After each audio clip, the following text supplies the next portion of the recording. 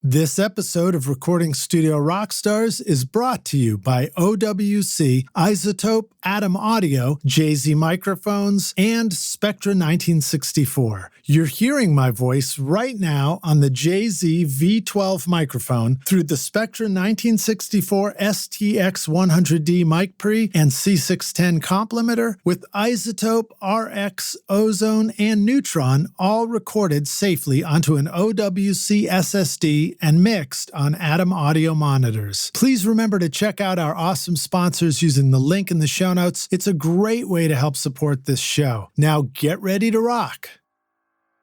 If it was a writing session or a demo session or something with him, he had his old kitchen table at the studio. So we'd haul that in and just kind of set it up so he could lay out his papers and then just kind of act like he's sitting at the kitchen table. You know, it's like super casual, and you just kind of put a couple mics up and one on his guitar, one on him, and then if somebody else is there. And it was just, you know, kind of a casual setting.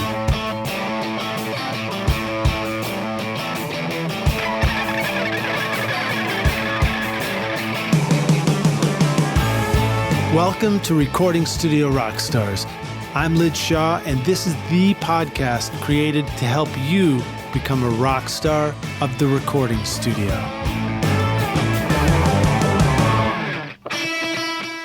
Atom Audio can provide all your monitor needs, whether you are setting up a first-time home studio for recording music or podcasts, or a world-class full-size studio for professional mixing and mastering in stereo or immersive sound. Featuring the XART tweeter and custom DSP onboard processing, the new A-series monitors will perfectly adapt to your studio. Get the Atom Audio monitors and subwoofers that are right for you with an extended 5-year warranty at atomaudio.com.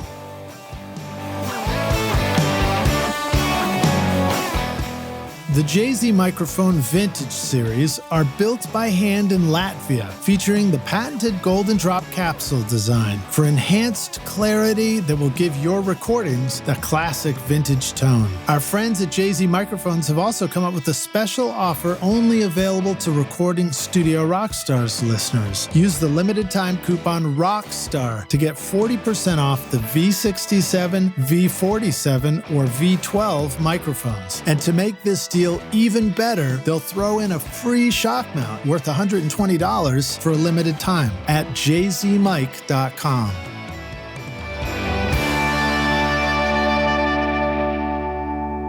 Howdy, Rockstars. It's your host, Lid Shaw, and welcome back to Recording Studio Rockstars, bringing you into the studio to learn from recording professionals so that you can make your best record ever and be a rock star of the studio yourself. My guest today is Sean Sullivan, a 3-time Grammy Award-winning engineer, mixer, and producer based here in Nashville, Tennessee. After graduating from MTSU, also my alma mater, dude, a chance opportunity landed him at the Butcher Shoppe Studio owned by John Prine and producer David Ferguson, where he continued to work for a decade before the building was sold and demolished in the summer of 2020. Notable artists that recorded at the studio included Sturgill Simpson, Tyler Childers, the Black Keys, Kurt Vile, Jake Bugg, The Devil Makes Three, Margo Price, the Steeldrivers, and the McCoury Band, to name just a few. Since the Butcher Shoppe's closing, Sean has primarily been working out of the Tractor Shed studio in Goodlettsville, Tennessee. It's a beautiful place. And his personal home mixing space. Thank you to Collin Dupuis for making our introduction. Collin, you rock. Please welcome Sean Sullivan to Recording Studio Rockstars. Sean, are you ready to rock, dude? Fire it up, Liz. I'm dude, ready.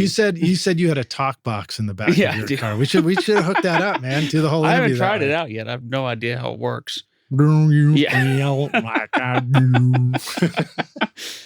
What are some other notable talk box moments? I mean, man, I don't know. I bet you there's but some funk records that I'm not aware of, but I mean, it's all Frampton, I think. Yeah. Or, well, you know, I get it mixed up with vocoders sometimes, like ELO. That's probably all vocoder. Yeah, that's true. That's true. They do kind of mix and match a little bit. I built a talk box when I was at MTSU. Nice. So I was living in a house with a bunch of other musicians. I mean, I can say the address now because nobody lives there anymore, but 911 Leaf, 911 Leaf. Okay. Yeah, we used to call it like 911. like emergency house. But I built a talk box out of a tin can and a funnel and then a tube. And because I didn't have the proper, you're supposed to use an actual like tweeter driver, right? Oh, I never opened one up. I need to check it out and see. Yeah, I think they're usually out of my car during our like break. a horn driver is usually yeah.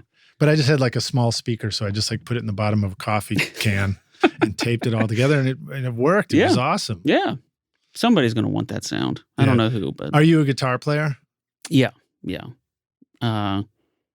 These days, I pretty much just own guitars. But come on, don't do that thing. I know I do that thing, that people in Nashville thing. Like, no, once I moved to Nashville, I don't call myself a guitar player anymore. Yeah. I mean, I didn't move down here with the ambitions of being a guitar player. But played in bands. I appreciate that you said guitar. Guitar. Yeah, man. I've been in Nashville for 15 years. Where are you from? Cincinnati, originally. Okay. Yeah. One of my oldest friends and somebody who's actually, as of doing this interview, going to be coming on the podcast soon. Joe Arman was from Cincinnati. Okay. And so he was like my first like rock and roll guitar mentor. So nice. That's shout out to you, Joe. So Cincinnati's what is to you like? What's the music scene like in Cincinnati? What did it feel like growing up there? Did you feel really influenced by the local music or your decision to come? Man, it's funny you mentioned that because like just this past week I've been kind of doing like the reflection, like in prep for this interview. I was like, why did I start doing this again? But like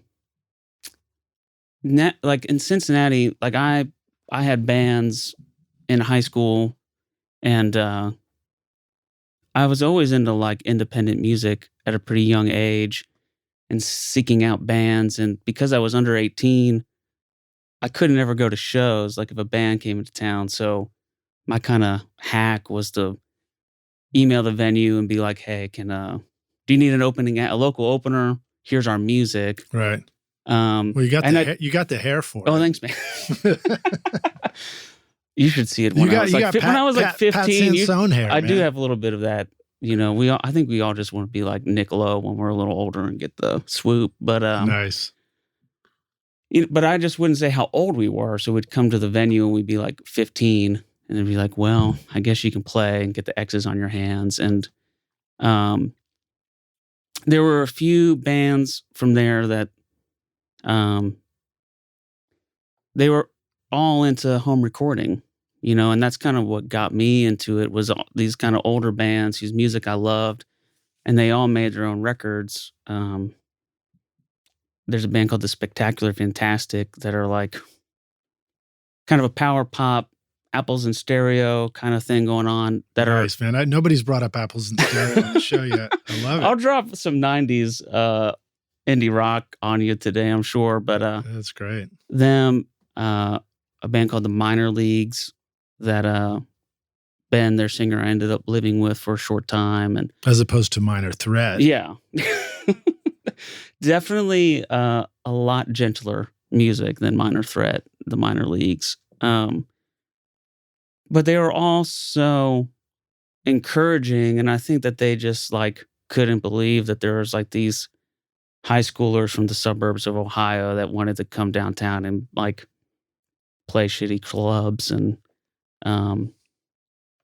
there was even at one point, I don't think anything ever really happened to it, and I wish I could remember what it was called. They tried to make like a little, sort of like an Elephant Six style thing, just dropping some more apples and stereo stuff on you, where it's like a community of like-minded artists, kind of just who all were into home recording and kind of have a label, or just like, even if it's not a label, just like sort of like a stamp on your record. So you like, if you like these bands, you might like this band. So, I mean, I had incredible like mentors growing up. Yeah. Well, I mean, Guided by Voices is from Dayton, right? Yep. And like you guys are kind of, in a way, sort of 4-track central back then. Yeah. The Breeders and... I didn't know they were from Ohio. Yeah. And really early White Stripes stuff was recorded at a studio called Ultra Suede that's no longer there, but it was owned by John Curley, who plays bass in the Afghan Wigs, he's probably one of the more successful Cincinnati bands of the 90s. Incredible studio. I mean, it's like that classic 70s wood paneling, old. And he was another one, man. Like I think I was still in high school, but he decided to do like a recording, not a program, but like a kind of like a summer long thing. It was like one day a week, and 10 people could come to the studio, and it was set up with a large format console, tape machine, and digital. And I think there were 10 of us, and we would just come in the studio and kind of do what the Blackbird Academy and things like that do, where you just kind of are immersed. This is when you were in high school and stuff? Yeah. Oh, that's so cool. Yeah. And it was like, if I remember right, it was $250 for like 8 sessions, you know? and and it was like it was great, man. And we kind of like, one day we'd go through like signal flow. The next day we would record a band digital, and then we'd record it on tape, and then we'd all take it home and mix it and bring it in and listen.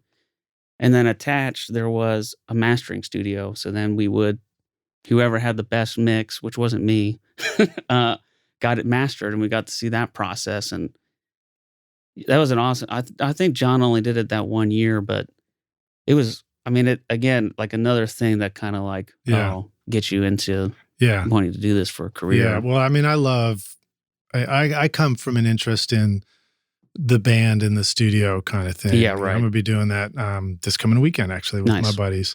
And, you know, I love setting up a full band, having that tracking session. Yeah. You know, workflow to what you do, and just trying to get this thing that only exists in that moment that everybody's playing it, you know? Yeah. And that's something that's still kind of unique to Nashville, that a lot of music's still made that way.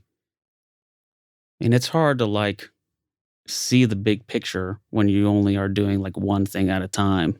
You know, if it's like we're just going to have like a scratch guitar vocal and then put the drums and the bass and the guitars. It's like you're so locked in to whatever that scratch was that everyone played to, that it's like if you had all those people together in a room, they might have come up with a great arrangement idea or something. So the collaboration part of everyone being in a room can't really be replicated with.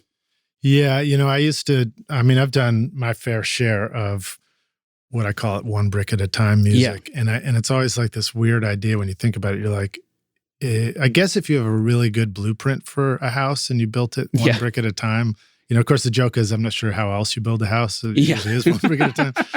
But like, you know, you hope that it will look like some vision when you get there. Right.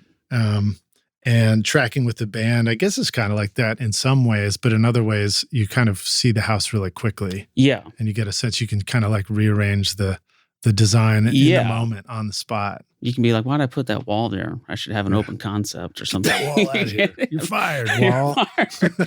Or even stuff, man, there's been plenty of times that I can remember where you might cut a track with the band, but the singer's not there. And then it's like, not in the right key for their voice.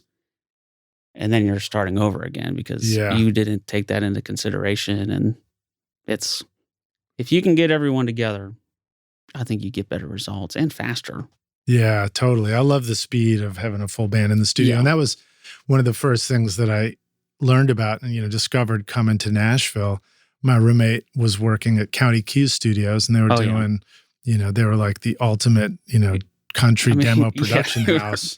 That place is like, probably still is, just like processing factory, man. They got that thing dialed in. And of course, the word demo, what does that even mean? I mean, the not stuff anymore, they would record, it sounded amazing. Yeah. But, you know, I'd go in and sit on a session.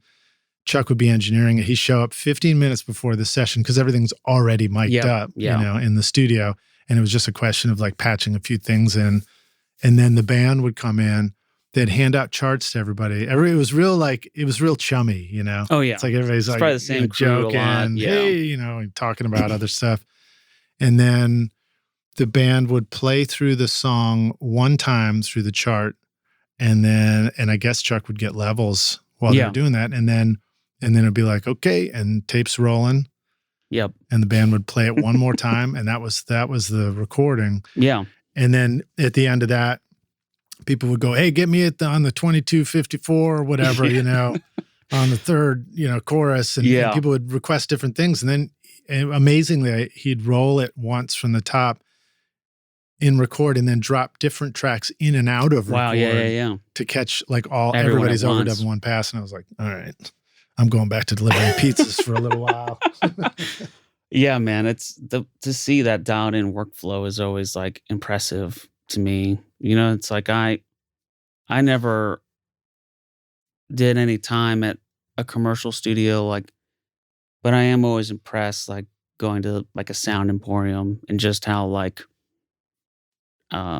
nowadays locked into Pro Tools engineers over there are. It's like the speed at which they move is always really impressive to me, and I'm always like, I need to work on that. I need to learn some shortcuts. I know I need to work on some shortcuts. And time to put away the talk box. I know. Yeah, I need to stop looking for never gear. Put away the talk box. Yeah. I'm just waiting for somebody to ask me to bust it out. Bust it or bust a move. Nobody's ever asked me to bust a move on a session. Yeah, I know. It's like you have all these. I'm sure it's this way in your place too, Liz, where you have like these toys that you're like, I just hope somebody wants to use it. Yeah. And then it's like, after maybe like 5 or 10 years, you're like, maybe no one's ever going to use my Qtron. Maybe if I put it by the front door when they walk in, so they stub their toe on it. Yeah. Right. Yeah. The Qtron. There probably is a Qtron. We don't want to give a Qtron a bad that's name. an electro-harmonics envelope filter. Yeah. The envelope filter. The antelope. No, I can't. You can't. What name can we say without throwing somebody under the bus? We'll think of one. Yeah, we'll make up drop a comment in. Yeah. Name some piece of gear that doesn't actually exist, but kind of sums up all gear that is collecting dust in the studio. Yeah. My recording studio is proudly powered by OWC, and I love how it's improved and sped up my workflow. OWC can connect all your audio work drives, trackballs, mix controllers, MIDI keyboards, audio interfaces, displays, or cameras so that you can work fast and focus on making your best record ever. Go check out the Mini Stack STX, Thunder Bay 4, or Gemini Thunderbolt 3 dock at macsales.com/rockstars to find the perfect solution for your studio from OWC. Psst. Hey Rockstars, over here. I've got a secret to tell you about how I get a consistent sound mixing over 1,000 hours of recording studio Rockstars. My secret is using Isotope, RX, Ozone, and Neutron on every single episode. Right now, you're hearing RX breath control, D-click, D-clip, DS, D-plosive, voice denoise, Ozone multiband compression, Neutron EQ, and limiting, all from Isotope. Go to isotope.com/rockstars and use the secret code ROCK10 and get 10% off any plug-in purchase from Isotope. You can tell your friends, but, be cool about it. So actually, this all spins, it all goes full circle. So I have right over there in the rack next to us, the Ensoniq DP4. Oh, yeah. Which is across the way from the Eventide H9000, which are essentially completely, different ends of the spectrum of the same idea, like a bunch of cool effects in a box. Yeah. And that DP4 came from the session I did in Dayton, Ohio that one. Oh, really? One time I got to go up there and I don't remember the name of the studio. It was a really cool place. And again, it had that old school vibe and lots of great wood and all that. Keep all the old studios going because they're awesome. I know. So let's see. I got a bazillion questions. Sure, man. We're having such an easy time just talking about anything at all. Yeah.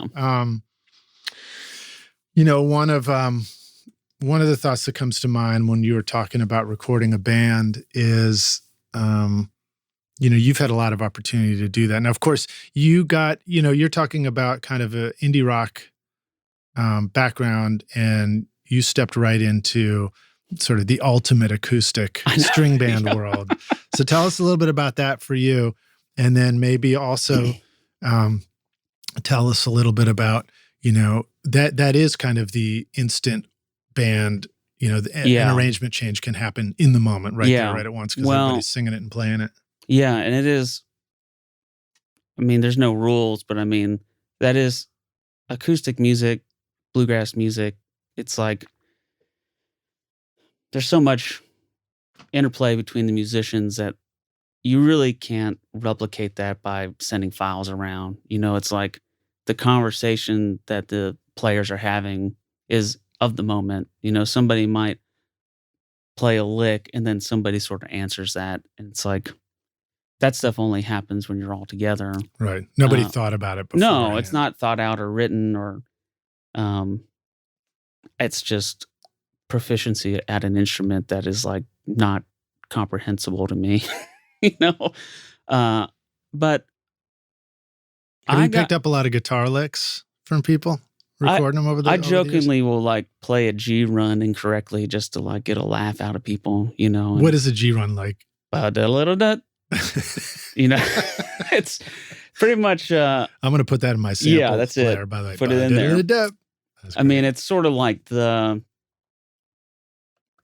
it gets you in and out of a section on guitar. So if it's like the end of a chorus, you'll probably hear a G run going into the next section. It's like it's sort of like the de facto fill on the guitar. The G run, the G run.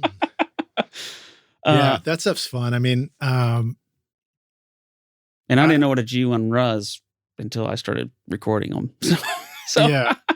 I can kind of imagine. And I think on the other side of the door next to you, I still have a piece of paper taped up from Will Kimbrough called Lick of the Day. He was doing this Instagram feed where he'd just post a guitar lick.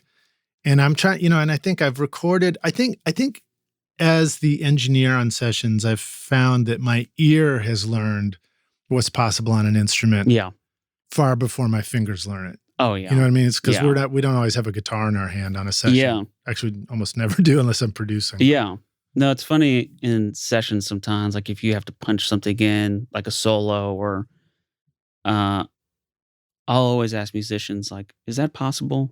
It's like, is that, it's like, because for me, it's like I've heard all these musicians do things that are not possible in my dreams or my mind or my proficiency at an instrument. So, it's always good to ask when you're comping stuff together and make sure that that's like a reachable move.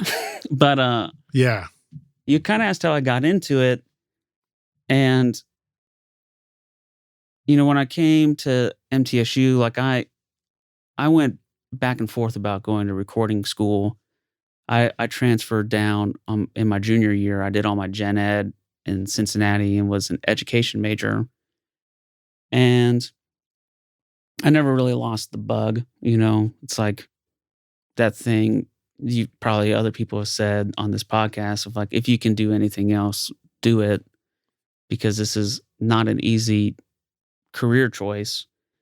And it was actually my dad who is he's been a commercial heating and air tech his entire life. And it's not something that he's passionate about, but it's a job that he makes money at, and then he's allowed to enjoy his passions. It's like that thing of like. So he likes music as well?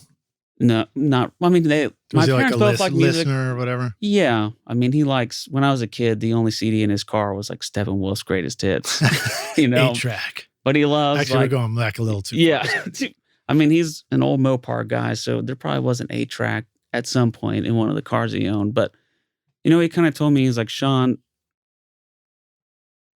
you should follow your passion, because I didn't, and you don't want to be stuck with a job that's like just a job, and that was probably one of the more profound things my dad ever said to me, because the idea of like being a musician or an engineer or pursuing your career in music, like I just saw somebody posted something about like anyone who said that is probably like disappointed somebody in their life that they heard that, like you're chasing a dream that's not maybe attainable or whatever. But that kind of like pursued me to follow it. And, when I went to school, I probably had ambitions of like, I'm going to make Guided by Voices records or something, but when I got close to graduating, I was just kind of flipping through a trade magazine, and there was a back page interview with an engineer here in town, Randy Coors, about making a Jim Lauderdale record. Jim's awesome. Yeah, and I think I worked in independent record stores and stuff, so I'm like I was very aware of like labels, and he was on this record label called Yep Rock at the time. So I think I just knew who Jim was because I was familiar with that label and had checked out all the stuff on there. And so kind of out of the blue, I just sent him an email. It's like, hey, I'm getting ready to graduate school. Just looking for an internship or just the kind of like a place to learn, And his wife at the time, who managed the studio, got back with me, and I did a little interview over there. And I think I only kind of helped Randy out for like 3 months or something, and but I was there one day, and I cannot remember who he was sitting with, but I need to ask him maybe. But they were hanging out, and the McCoury Band, who I've worked with a lot, they have a music festival called Delfest in Maryland, and I think it was the second year of the festival, and they had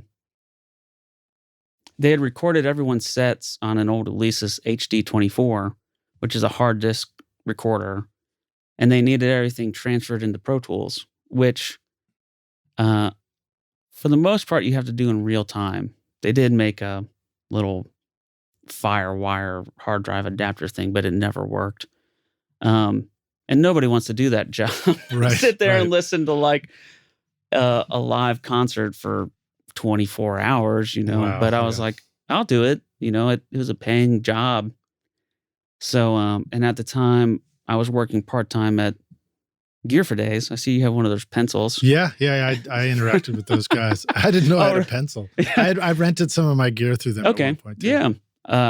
It's funny how many of those pencils are still around in Nashville studios. But I was working part-time there. So I was like, well, I have access to an HD24 because we had a couple of them there. And so I took the gig, and it was over at the Butcher Shoppe.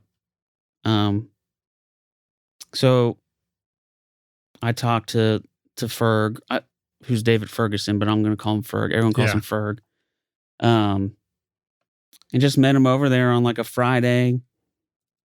He showed me around, and spent, 15 minutes getting to know me. And I think he called me Shane for most of the day, but he's like, okay. I guess he got the vibe that I wasn't going to like rob the place blind or something. He's like, here's the key. Hang out here as long as you need over the weekend, and I'll see you on Monday. It's like, okay. And, I was fresh out of school, so I was documenting everyone's sets and, trying to be like super organized. I had like this paper folder. And so when it was all done, I handed that to Ferg, and he was like, he looked at it and kind of like threw it in the trash probably. He's like, what am I going to do with this? But I think he saw that I put in the effort, and he just said, why don't you keep that key? And I'll call you if I need help or something like that. Is this the same Ferg that had Ferg's Amp Shop over in Berry Hill? No. Different Ferg, okay. But Ferg, he got his start working for Jack Clement, who's kind of this Nashville legendary figure. He started the Sound Emporium. Nice. He's the original owner and built that studio. Jack's Tracks, which is now Allen Sound and owned by Garth Brooks. And then he has a studio at his house, and it's called the Cowboy Arms Hotel and Recording Spa. That's such a great name. And second floor of his house is the studio. And the spa part comes from there used to be a pool and a little pool room there. And I think the hotel part was it had an open door policy. The back door to the kitchen was pretty much always unlocked, and people would come and go. And Jack got his start at Sun Records, producing like Johnny Cash, and so he was kind of in that outlaw world, So like, Ferg did a lot of work with Johnny Cash up until his death, probably from the 80s until the time he died. Ferg engineered all those records, the American Series stuff. And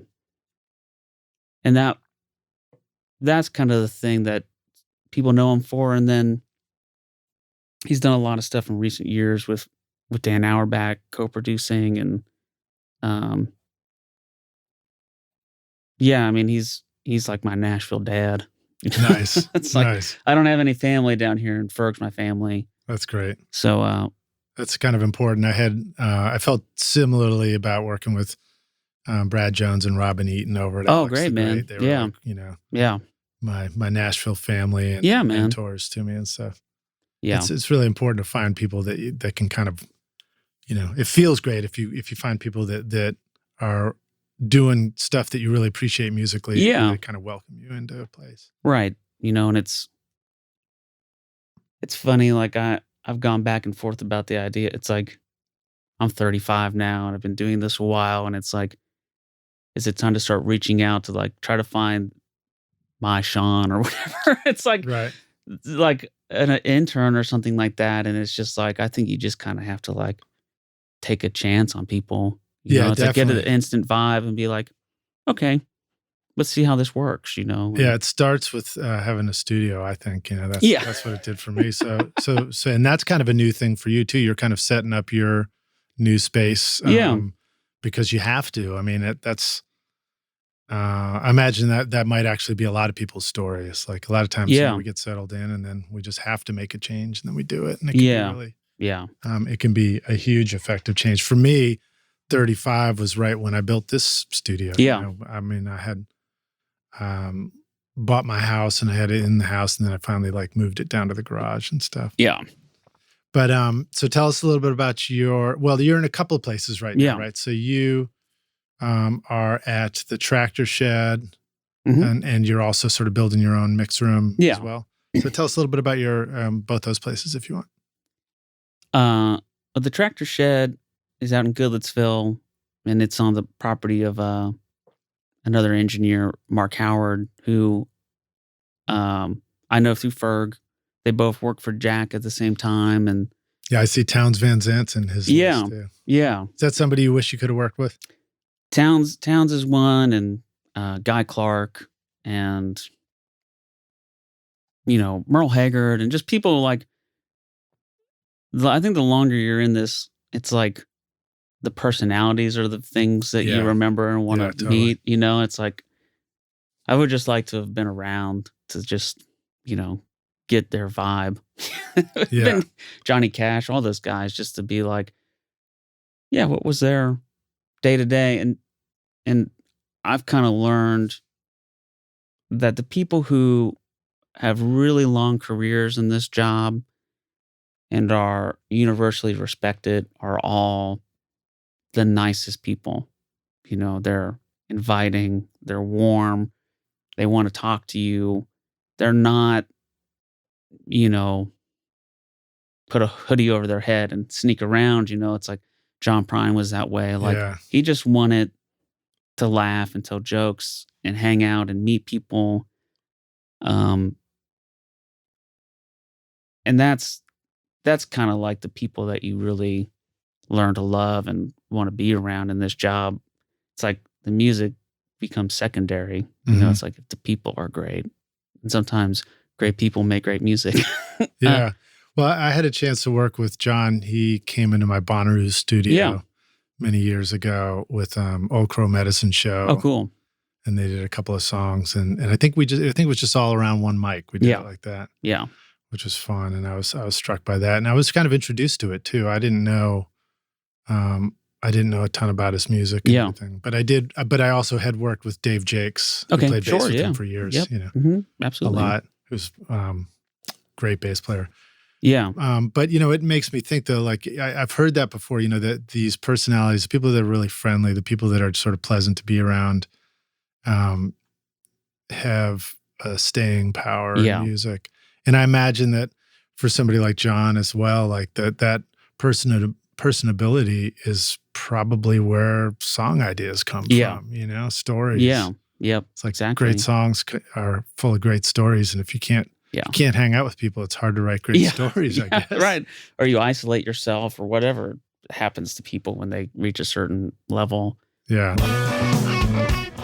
Hey, rock stars, are you recording your own music or other people's music in your studio, but you're having trouble getting your mixes to sound great? Do they sound kind of weak or distant or lack punch or clarity? Well, I've got a gift to help you take your mixes from sounding like basement demos to sounding a lot closer to professional mixes. And it's my free introductory course called Mix Master Bundle. This course shows you how to get pro sound with your mixes from your home studio using free plugins and Pro Tools. And the best part is that these fundamental mixing techniques will work for you in any DAW, whether you're in Logic, Cubase, PreSonus, Studio One, Reaper, or whatever you're using. If you're ready to make your best record ever, then go to mixmasterbundle.com and get started now for free. And you can find the clickable link in the show notes of this episode. How do you feel? Do you feel like that's your natural inclination, is to be like John in that way? Or do you feel like a pull as an engineer to be a little more isolated? Sometimes I feel like I'm always like stuck somewhere between the two, you know? Yeah, I know what you mean. It's like when you're, like for me, you spend 8 or 10 hours with like a group of people and there's lots of talking, lots of laughing. And it's like, that sort of becomes like your social interactions for the week. Yeah. So when I'm home, it's like, it's hard for me to go out, you know, it's like, and there's a lot of times where I regret not seeing people play or meeting people in town and stuff, just because it's like, well, all I do is talk and listen to music. You know, it's like, it's hard for me to like, when everyone's, like what your peers and things like that, it's like, they're probably doing something music related. And it's like, yeah, don't you just want to get like, and then I'm a morning person too, which is like the opposite of most musicians. So I'm like, do you want to get like a 7:30 more in the morning coffee? Which is usually met with a no. So yeah, no, I know my schedule's changed because of course I was studio first, middle, and last for a long time, you know, and then I became a dad and everything just kind of naturally shifts that direction. Started getting up a little, but I still like to sleep in. I still like to, my brother likes to get up early. Share some more stories about John, you know, working with John. I mean, did he have a good sense of humor? Oh yeah. I mean, he always had a fresh joke for you when he came to the studio. And, you know, it's trying to think of things with John that I can kind of picture those sessions where like somebody's on the, you know, they just tell like a total, you know, punchline joke on the mic to the band before you roll. Yeah. And it's just usually something very corny, you know. But John liked to set up most of the things he did at the Butcher Shoppe. It's like, it's funny. I was there for a decade, and I think between making his record Fair and Square and the one that he did, The Tree of Forgiveness with Dave Cobb, is 13 years, 16 years. So there was no record in that period I was there.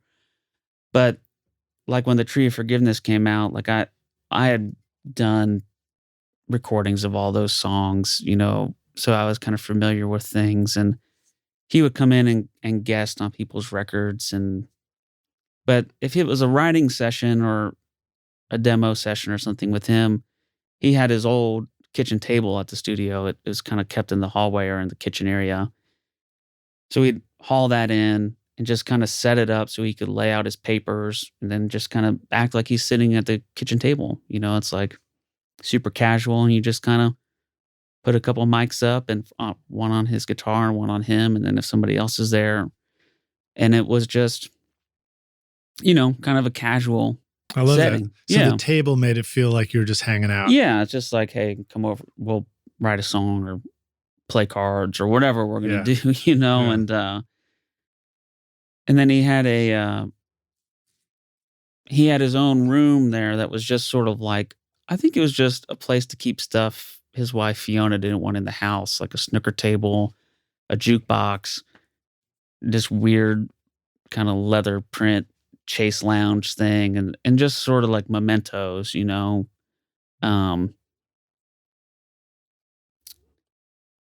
But John,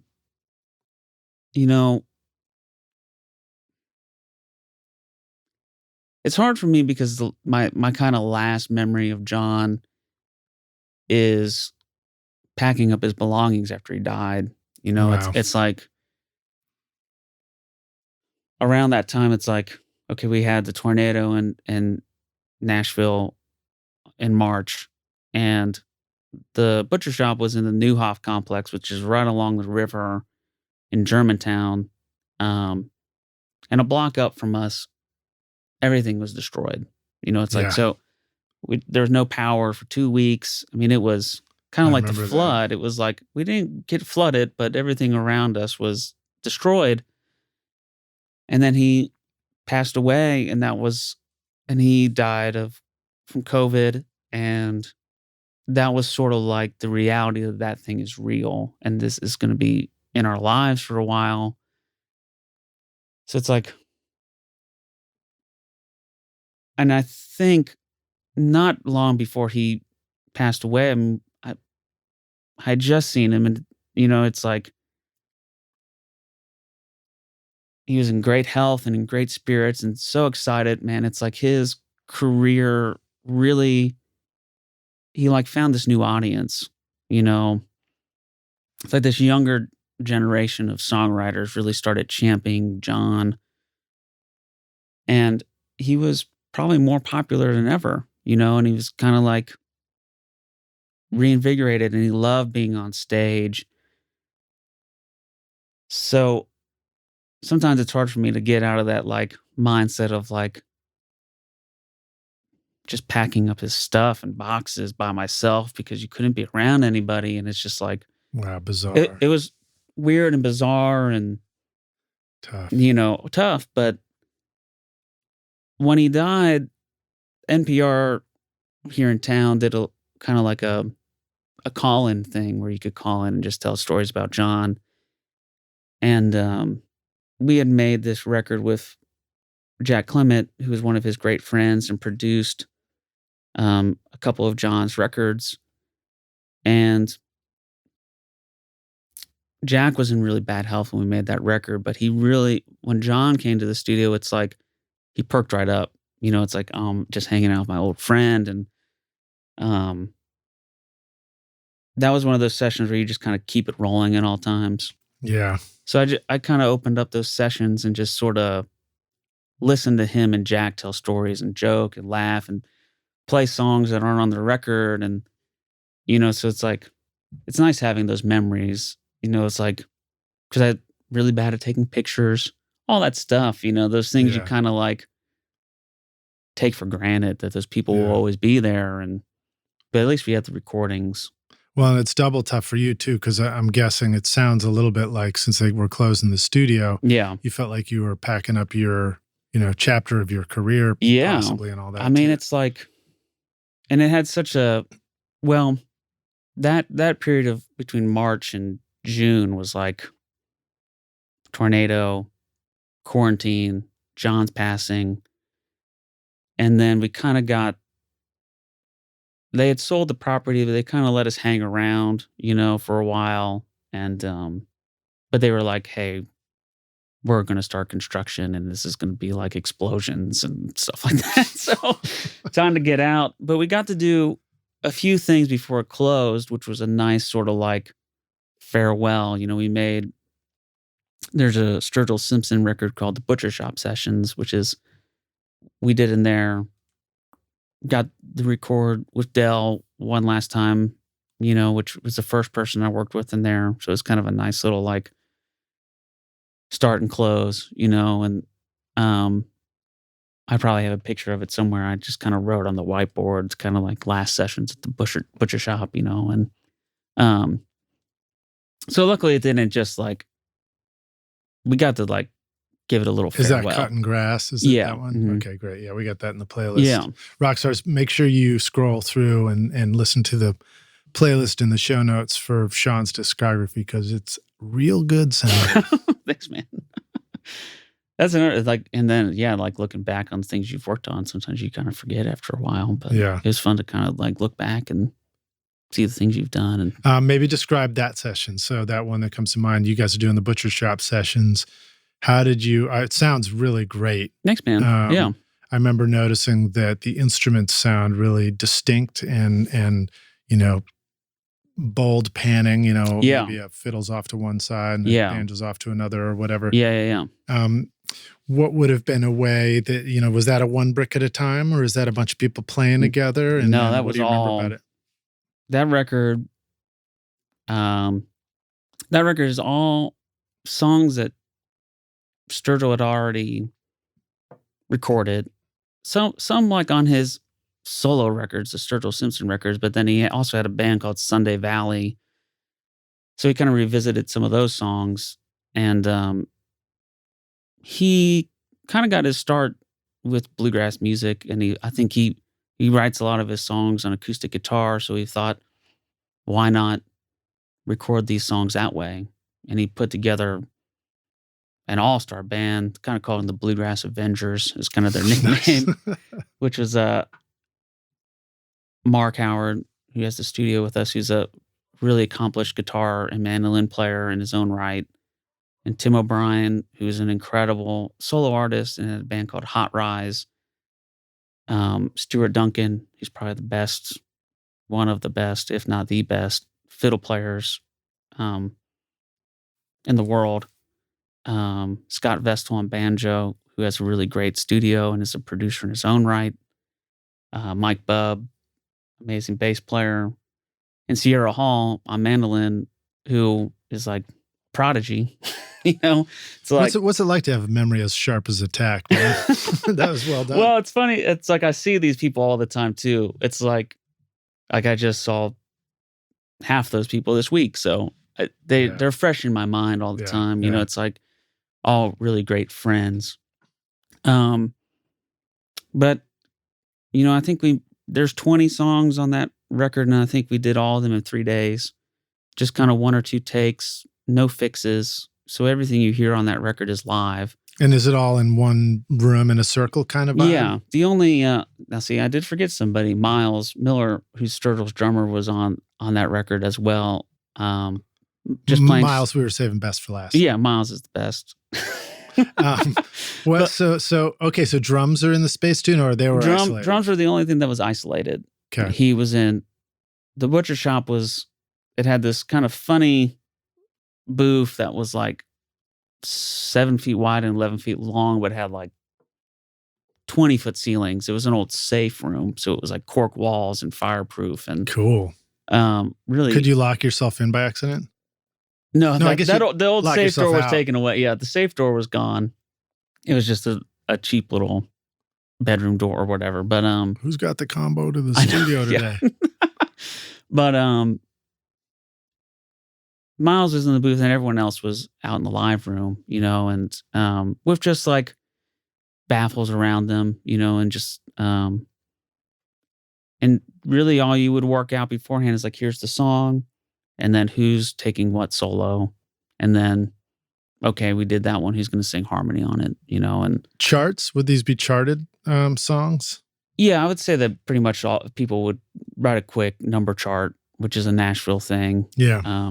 And so everybody's got a music stand in front of them too, or just a little table. Yeah, because nobody has heard these songs before, right? Except Miles, which is nice to have because he's been in Sturgill's band for a long time. But and it was just quick and fun, and with those kind of musicians, you don't really tell them what to do. It's like they just shed greatness, So it's like, and I think Sturgill had a lot of fun doing that. We did too. We did another one at Cowboys, which is called the Cowboy Arms Sessions, I think. And then they did a tour. They did a Willie Nelson tour, his Outlaw Country, which I was doing front of house for, which is not my normal gig. I'll do the front of house at the Station Inn here in town, which is just kind of the local bluegrass club. If somebody I know is playing, if they ask, I'll probably do it. And then you just turn one mic up. Yeah, sometimes it's one mic. Yeah, and it's like, it's great when people work that way. That's a room you can do it in. Yeah. That's such a cool spot. Rockstars, if you've never been there, it is, it reminds me of a building you would see with a sign out front saying Friday Fish Fry in Wisconsin as you're driving up through, cornfields or something like that. Yeah. And then, but it's right there in what used to be sort of like an industrial part of Nashville, right. Yeah. But then they built up everything around it. Yeah. And now it's called the Gulch. And so it's like the ultra pricey, trendy joint. But then there's this one little funky building. It's like a classic. double wide in the middle of like New York City or something. Made out of big river stones or something on the walls. And eventually they're just going to like build on top of it, I bet. It's right. like They'll they're just going to like, we'll leave this here, but above it will be a hotel. Yeah. Maybe it'll be inside the atrium. Eventually, the Opryland Hotel will expand from across the river. It'll just keep growing. It'll be inside the atrium. Yeah, but that tour got cut short because Sturgill blew out a vocal cord, which was, he was on vocal rest. I think he didn't have a spare months. Vocal cord in the trunk. No, I just didn't. Yeah, we didn't have one backlined, but. So that tour got cut a little short. My career as a front of house engineer was with a tour bus and all that stuff was cut a little short. How do you feel about doing front of house and live sound versus studio? I've always, to just put it in the context of my question, you talked about being in the studio all day, then going out to a show. Yeah. On the one hand, I always struggled with going out to a show because I had been listening to music all day and this was my break from that. On the other hand, I also felt like shows kind of sounded shitty, and clubs and places, just like it's loud and things like that. And I struggled with that a little doing live sound, but I love the energy of doing live. Yeah. It's it's nice that it happens and it's over. You know what I mean? So it's not like there's this forever. You don't have to do any edits. Yeah, there's no edits. There's no listening back a lot of times. And the band never actually hears. They have no idea what it sounds like out front. It's funny. I actually did this live recording recently, and the band was on in-ears, and for whatever reason, the first song starts and the front of house speakers aren't on, but they had no idea. They just played an entire song with their in-ears on because they heard everything, and then they kind of looked around and it's like everyone looks kind of befuddled in the audience, and then befuddled. So, but luckily, charismatic front person. Yeah, that's a new word. Yeah, charismatic front person. He just said, "Okay, everyone, pretend like we just walked out on stage. Applause. We'll start all over again." That's actually what we're going to put at the door of the studio when they walk in is the boom schwaggler. Yeah, the befuddler. The befuddler is a great pedal, and it doesn't get enough use. Rockstars. Yeah, put it in your rack. A befuddler.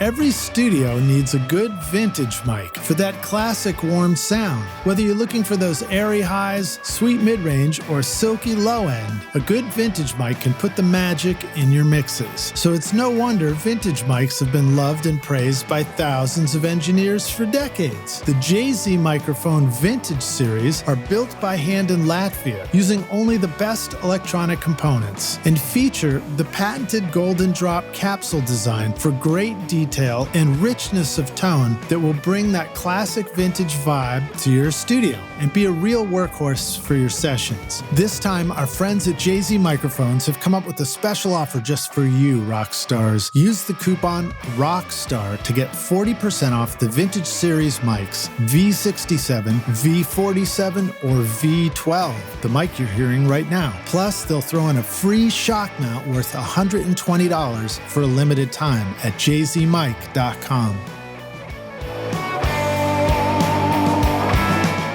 Adam Audio introduces the all-new A-Series line of monitors, featuring the XART accelerated ribbon tweeter design, built-in DSP-based room correction, and speaker voicings, allowing you to customize your Adam Audio monitors to fit your control room. The A-Series will rock in any studio. Small studio spaces or immersive multi-speaker configurations are perfect for the A4V or the new A7V, the next generation of the incredibly popular A7X. Mid-sized rooms and narrow spaces will love the low profile of the A44H, expanding on the A7V sound, or the A77H, a true three-way midfield monitor delivering rich, spacious sound. And bigger studios will love the A8H, a three-way speaker and the pinnacle of the A-Series that delivers extremely accurate sound required for critical listening environments. Get the Adam Audio monitors and subwoofers that are right for your studio with an extended 5-year warranty at adamaudio.com.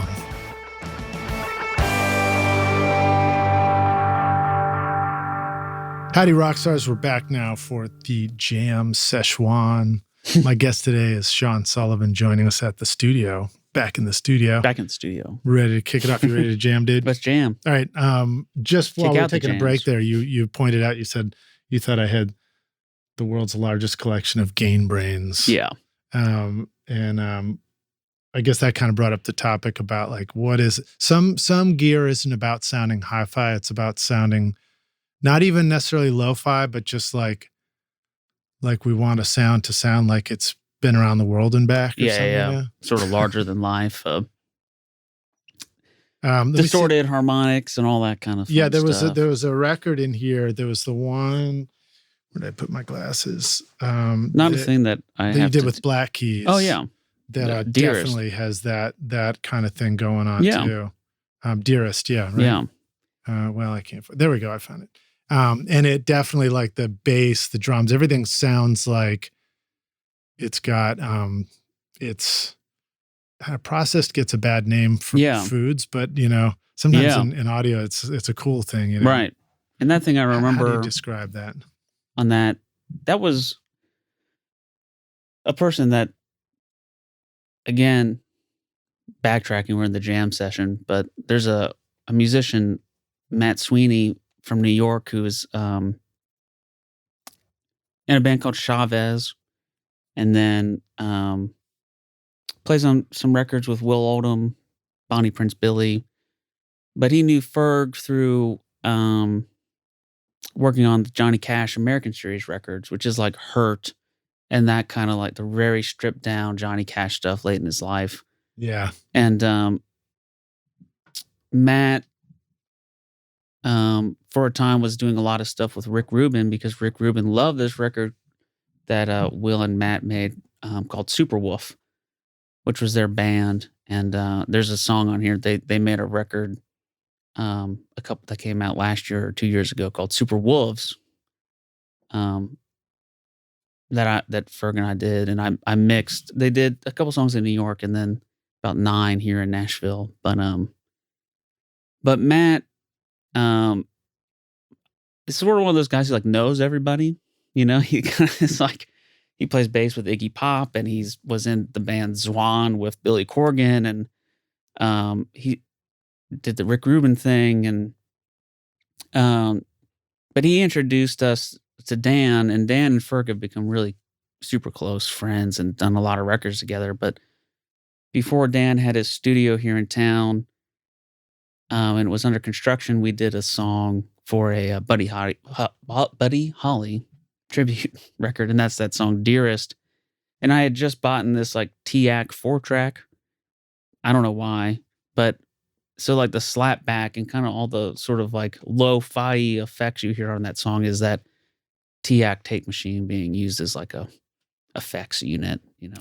Now, is this a reel-to-reel TAC? Yeah. Yep. Yeah, I remember some guys brought one in here for a record they were doing. I think it was with the band Deer Tick. Oh yeah. Providence. That was the one that was mixed here, actually. Yeah.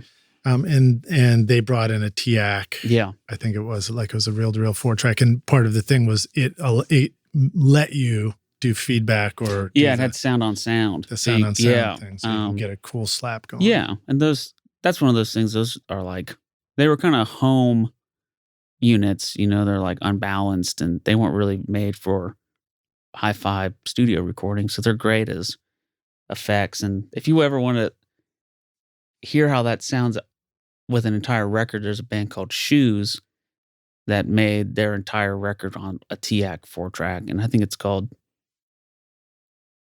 well, we'll have to drop that in. All right. Look up Shoes. All right, I'll do it. Power pop band. You keep talking. I'll look 1970. up Shoes. It's probably 1977 or 78.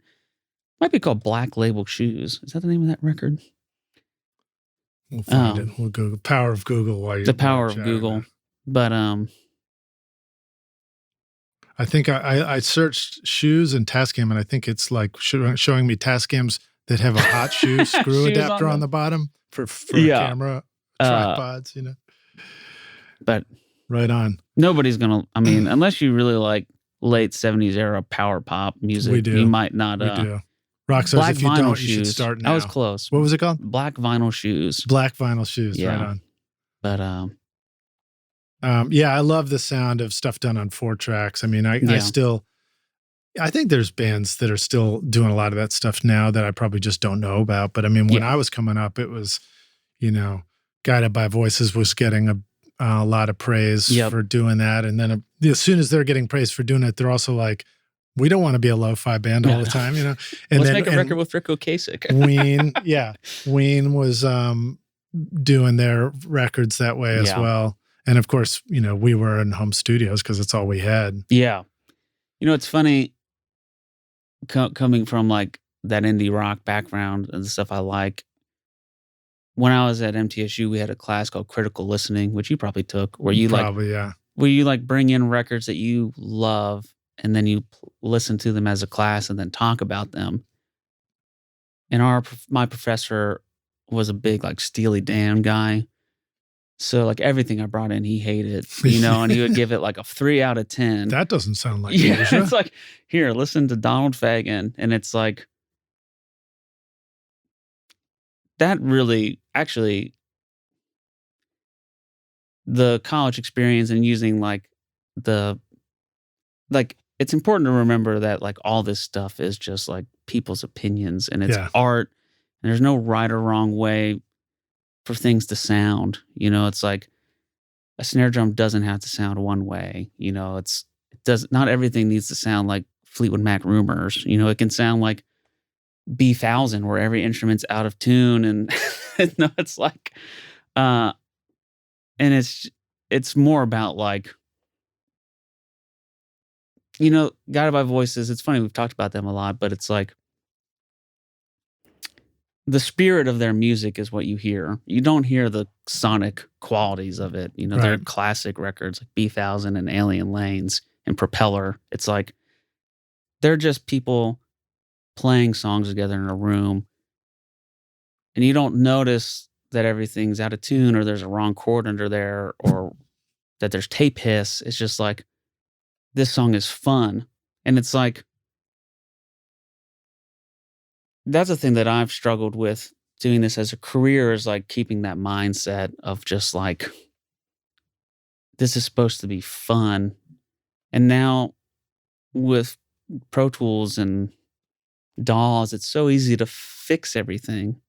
You know, it's like you have this like visual representation of everything. So you can be like, that kick drum's ahead, I can nudge it, you know, and it's like, does it really make it better? Right. You know, it's like, and that was sort of like the immediacy and all that stuff of that era of music where it's like, we can't fix it. We don't want to fix it. It's not worth fixing. You know, it's like, it probably made the music better. And now it's like you can tune every note. It's it's a constant struggle, man. It's like to keep it fun, and it's like and turn the critical brain off and turn the fun part of why you liked music. Yeah, and you got to have your listening ability there so that you can listen to the performance that just happened and identify it if it really is an inspiring thing. Yeah. And I think about mistakes in music too. And I try to ask myself, is that mistake, is that thing that I noticed a mistake that is making the song worse in that moment? Or is it making it better in that moment? Or if it's not necessarily making it better, is it a thing that happens that's unexpected that I notice when it happens and then it brings me back into the song? Yeah. And is that a good thing? Yeah, right, man. Like there's there's stuff like I'll play a part on a song I'm doing. I always feel like it's easier to notice when you're in the band too. Trust right? me, I know. Yeah. But like I'll play a part and then I hit a wrong note and then I hit another wrong note and then I come back to the right note and it's like, first thought is like, oh, got to fix that. Yeah. And then later it might be like, no, actually the hearing me go to a wrong note and then go to a wrong note and then go to the right note actually becomes the story that's interesting. Yeah, right, man. I'll take it a moment further. The first time I was aware of that was my band out of St. Louis. We did a 30-song cassette called Enormous Richard's Almanac. Okay. And I took off to go backpack around the world and lived in Hong Kong, played in a blues band, and then came back and re-met up with the band. And they'd stayed in St. Louis and toured hard for a year and gone up to Chicago. And that cassette almost got picked up by a label to put out and stuff. So it was like, there was all this excitement happening. Yeah. We're all 23 years old or whatever. So it's that time of life. And I came back and all the things that were mistakes, like I would start singing. We'd always have these, running jokes like, there's a chorus. I thought the chorus was coming back again. It was a live to 2-track thing. Yeah. So I'd be like, they're wearing, and like, and I'm like, whoops, no, but we didn't sing the chorus there. Yeah. But it turns out like everybody in the band loved all the goofy moments, all the mistakes and everything. And that was the first time I was like, oh shit, you mean like something that I was like, thought I just totally screwed up became the thing that made the track cool to other people. Right. Yeah. Well, and there's been times where I've tried to go, this is a little bit different than what you're talking about, but because we're both from MTSU and kind of had like a formal education in this. Yeah. There's been a couple of times where I've gone and like listened to students' recordings or something like that. Not at MTSU. Would love to do that if you guys ever want me to come in. But if anybody on here is listening from MTSU. But a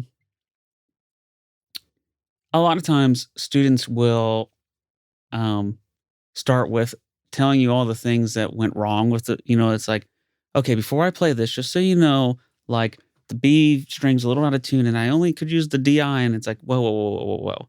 When somebody listens to your song, not every song has a disclaimer on the front. It's like, so either just like embrace the mistakes or your limitations and make it as good as it can be. And then that's what it is. It's like, that's probably your experience with that band. It was like, it was a live 2-track thing. That's the way that song sounded that day when we played it. And that's the way it goes now. It's like, it took me years to get comfortable with playing music in front of other people. Oh yeah. It's like, I totally know what you mean. I still have to do that where like, if I was going to play you some songs that I'd recently recorded with my band, I'd have to tell myself, Lidge, don't tell them it's a rough mix straight from the tracking session. Yeah. No. Well, and there's this really great young musician named Wyatt Ellis that I've been doing this record with. And he's 13 and just like fell in love with the mandolin during quarantine. And it's just like, I mean, he's gotten to be on stage with legends now and all that stuff. And doing this record, or I'll ask him about a show and I'll be like, it was pretty good, but on this one song, I kind of missed the notes and I flubbed, and I was like, Wyatt, if somebody comes up to you at a show and just tells you did a great job, it's important to just be grateful and say thank you and not tell them about your mistakes. Right. Because they don't know. It's like they don't know that you played the wrong notes, and they just know that they had a great time and they really loved the experience. But if you give them this negative, they're going to be like, oh, maybe it wasn't as good as I thought it was, or, oh, okay, well, I guess I don't know what I'm really listening to, and it's, I think that's an important thing with live music, it's like, or take the compliment is always a thing that I try to remember. It's like, don't be like, compliments and praise and things like that are something that I don't like. It makes you feel uncomfortable, and you're the best, Sean. Yeah, thanks. I'm complimenting you right now, man. Every rock star, he's curling up into a ball right now. My skin's crawling and my shoulders are going up into my neck, but which is like, I had the same thing. Again, another band moment. We came back from a summer tour. I'd been playing banjo, and I'd basically just gotten a lot better. And we came back, and one of the guys who used to be in the band, Scoob, that's you, wasn't in the band at the time, but saw the show, came up to me afterwards and was like, dude, your banjo playing's killing, you nailed it. And I did the same thing. I was like, oh, well, thanks, I can't. And he was like, dude, you can't take a compliment. Can take you? The win, man. And I was like, what? Yeah. It's like, you can't take a compliment. I was like, wow, I didn't know that. You know?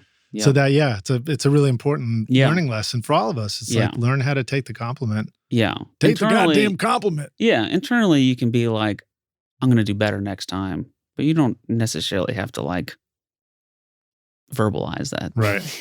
Especially in a session where you're like, hey man, tones are great. And it's like, I don't know. It's a little thin. Yeah. Everything's a little thin and blah, blah, blah, and it's just like.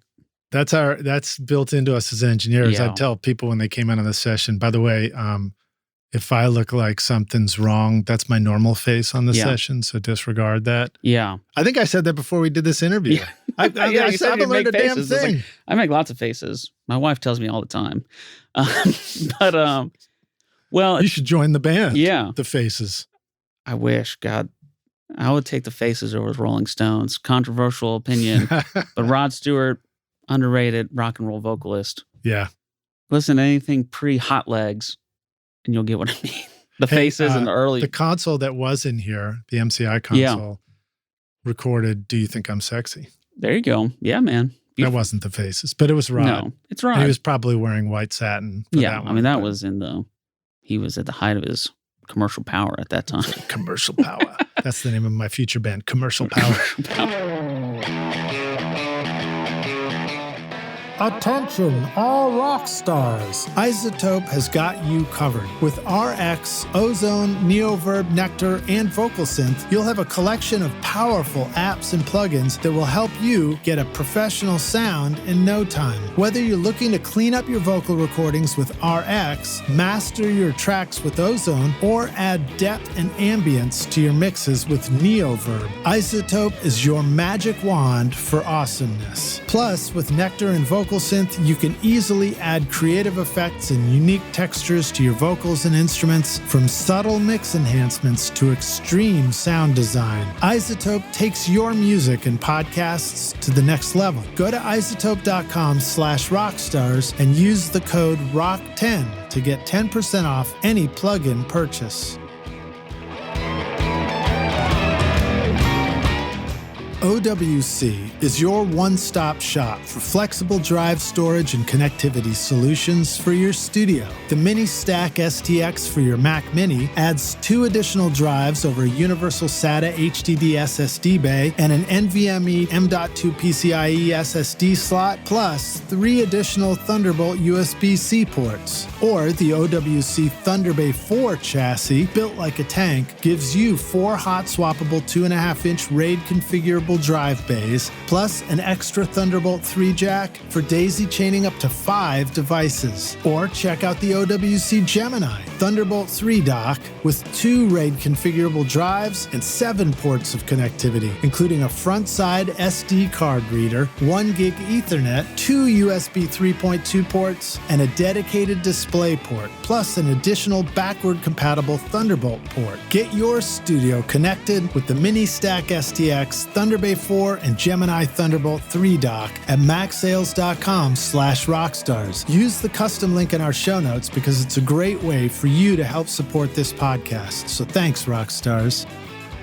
All right, so I'm gonna steer us back to please. Sorry. studio geekerdom. Yeah. Talk about, so in some of these sessions you've done, especially with recording these great string bands, you got banjo, fiddle, mandolin, dobro, vocals. I'd say more often than not, there's we don't have to talk about drums at the moment. We can. Sure. I got drum questions too. Yeah, but in those kind of ensemble in a circle arrangements, what are some thoughts you have about ways to set those up? How do you, what are some smart mic choices for different instruments? Yeah.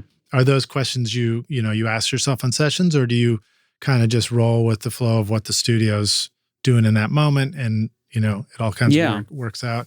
And I got more questions about that too, but maybe let's just start with that. Talk about just arranging the band in the space so that they can play together and you're like, this won't be a problem for me as an engineer. Yeah. I mean, sometimes it's artist band dependent on how much they want to embrace bleed. And there's lots of ways. I mean, if you have everyone in the same room, gobos are the greatest thing you can have in a studio. And I like to kind of set them up where they're like, if everyone's seated, the gobos are still to where your head is kind of over the gobo so you can kind of see everyone and still make eye contact. You're not like in these closets, but just smart mic placement and gobo placement, and like using the nulls and rejections of microphones. It's like a lot of microphones don't pick up a lot of sound from behind, obviously, and then like figure 8 microphones don't pick up much sound on the sides or top and bottom. They have like in that figure 8 pattern, like if you look at it as an 8, kind of where the two circles combine, like those are nulls, and you'll be shocked at how little sound gets picked up by those, you know. And that's the best rejection of any mic. Right. Ribbon microphones, and there's, if you have a multi-pattern condenser like a 414 or U87 or whatever, it's like you can use those to your advantage. You can set those up as figure 8 as well. And you just use the rejection of microphones to your advantage as well. Let's break that down a little bit more. So gobo session, what we're talking about is musicians who are seated, playing an instrument, and then the gobo comes up to neck height or something like that, right? Or chin height, pretty much nose height. Everybody looks like Kilroy really, peeking over a. Isn't that right? It's really just enough to like cover the microphone. It's like. That's where you're worried about sound coming in. I mean, sound is omnidirectional; it comes above and everything. But like, you just kind of are putting the gobos around. You're blocking the direct signal, right? Yeah. And so you might set those up where, like the gobos are kind of like a cross pattern or something, and you've got 4 musician spots. Sort of, you just sort of like make stations for people, and. How close can you get people? Can like you and I are maybe 6 feet apart now, or 5 feet apart or something. That's pretty normal distance between. So there might be people. Like a gobo in front of you, and one in front of me.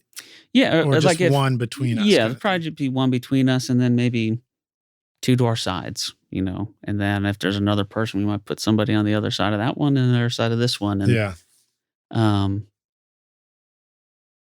so everybody can look at each other, but you can't necessarily see the other instrument. Yeah. You probably have a difficult, unless it's like the upright bass. That's probably the only thing. But you're getting the visual cues. So no reading the chords off the guitar player's hand. No, right? Yeah. That's what it charts for, if you need one. Yeah. But I think that just works really well. It's shocking how little bleed there is. I mean, certain instruments like dobro and fiddle really carry and we'll get in everything. Really? You know? Okay. I was going to just- ask which ones. I thought it was good. I love that you didn't throw the banjo under the bus first. No, banjo can be. It depends on the player. I mean, it's like... Yeah, and the tone of the instrument, too. Some right. instruments are really mellow sounding. Yeah. Right? Like a Bela Fleck or a Noam Bukilny or Alison Brown have this very like...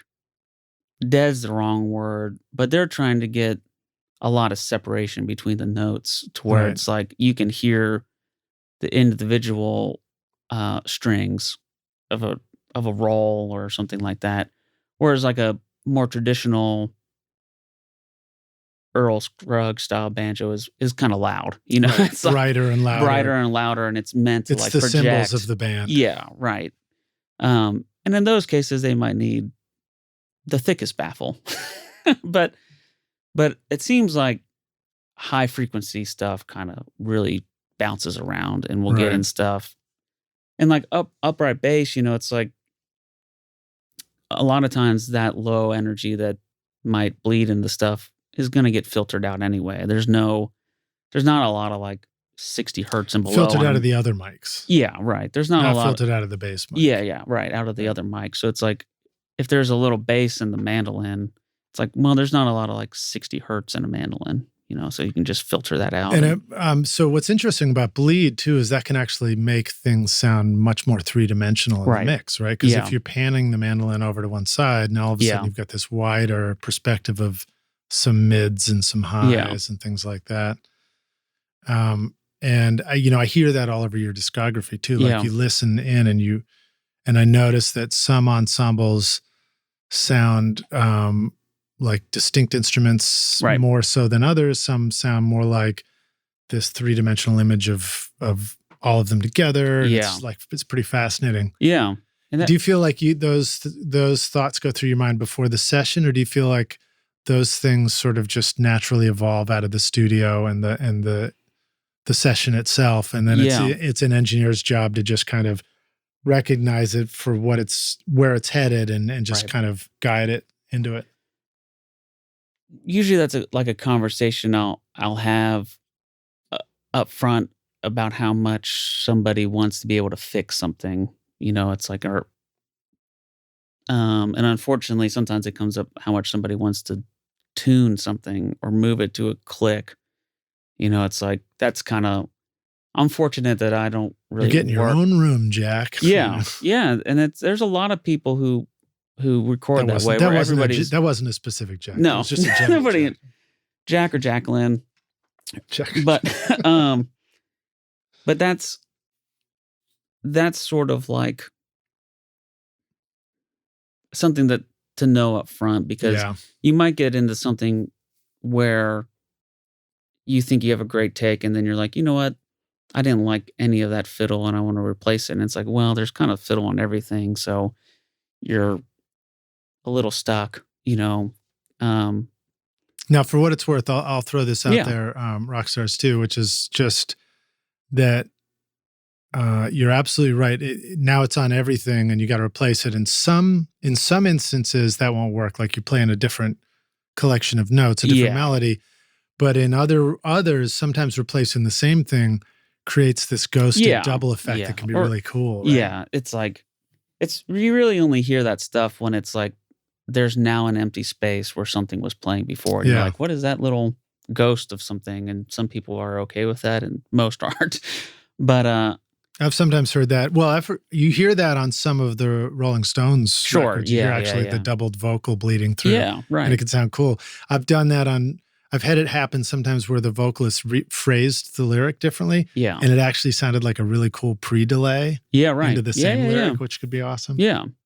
I feel like the answer sometimes with that stuff is, well, like you're saying beforehand, if you know you're going to need to isolate, just do it. Yeah. But in the moment, it's always worth like, well, we can try replacing it and see what happens kind of thing, right?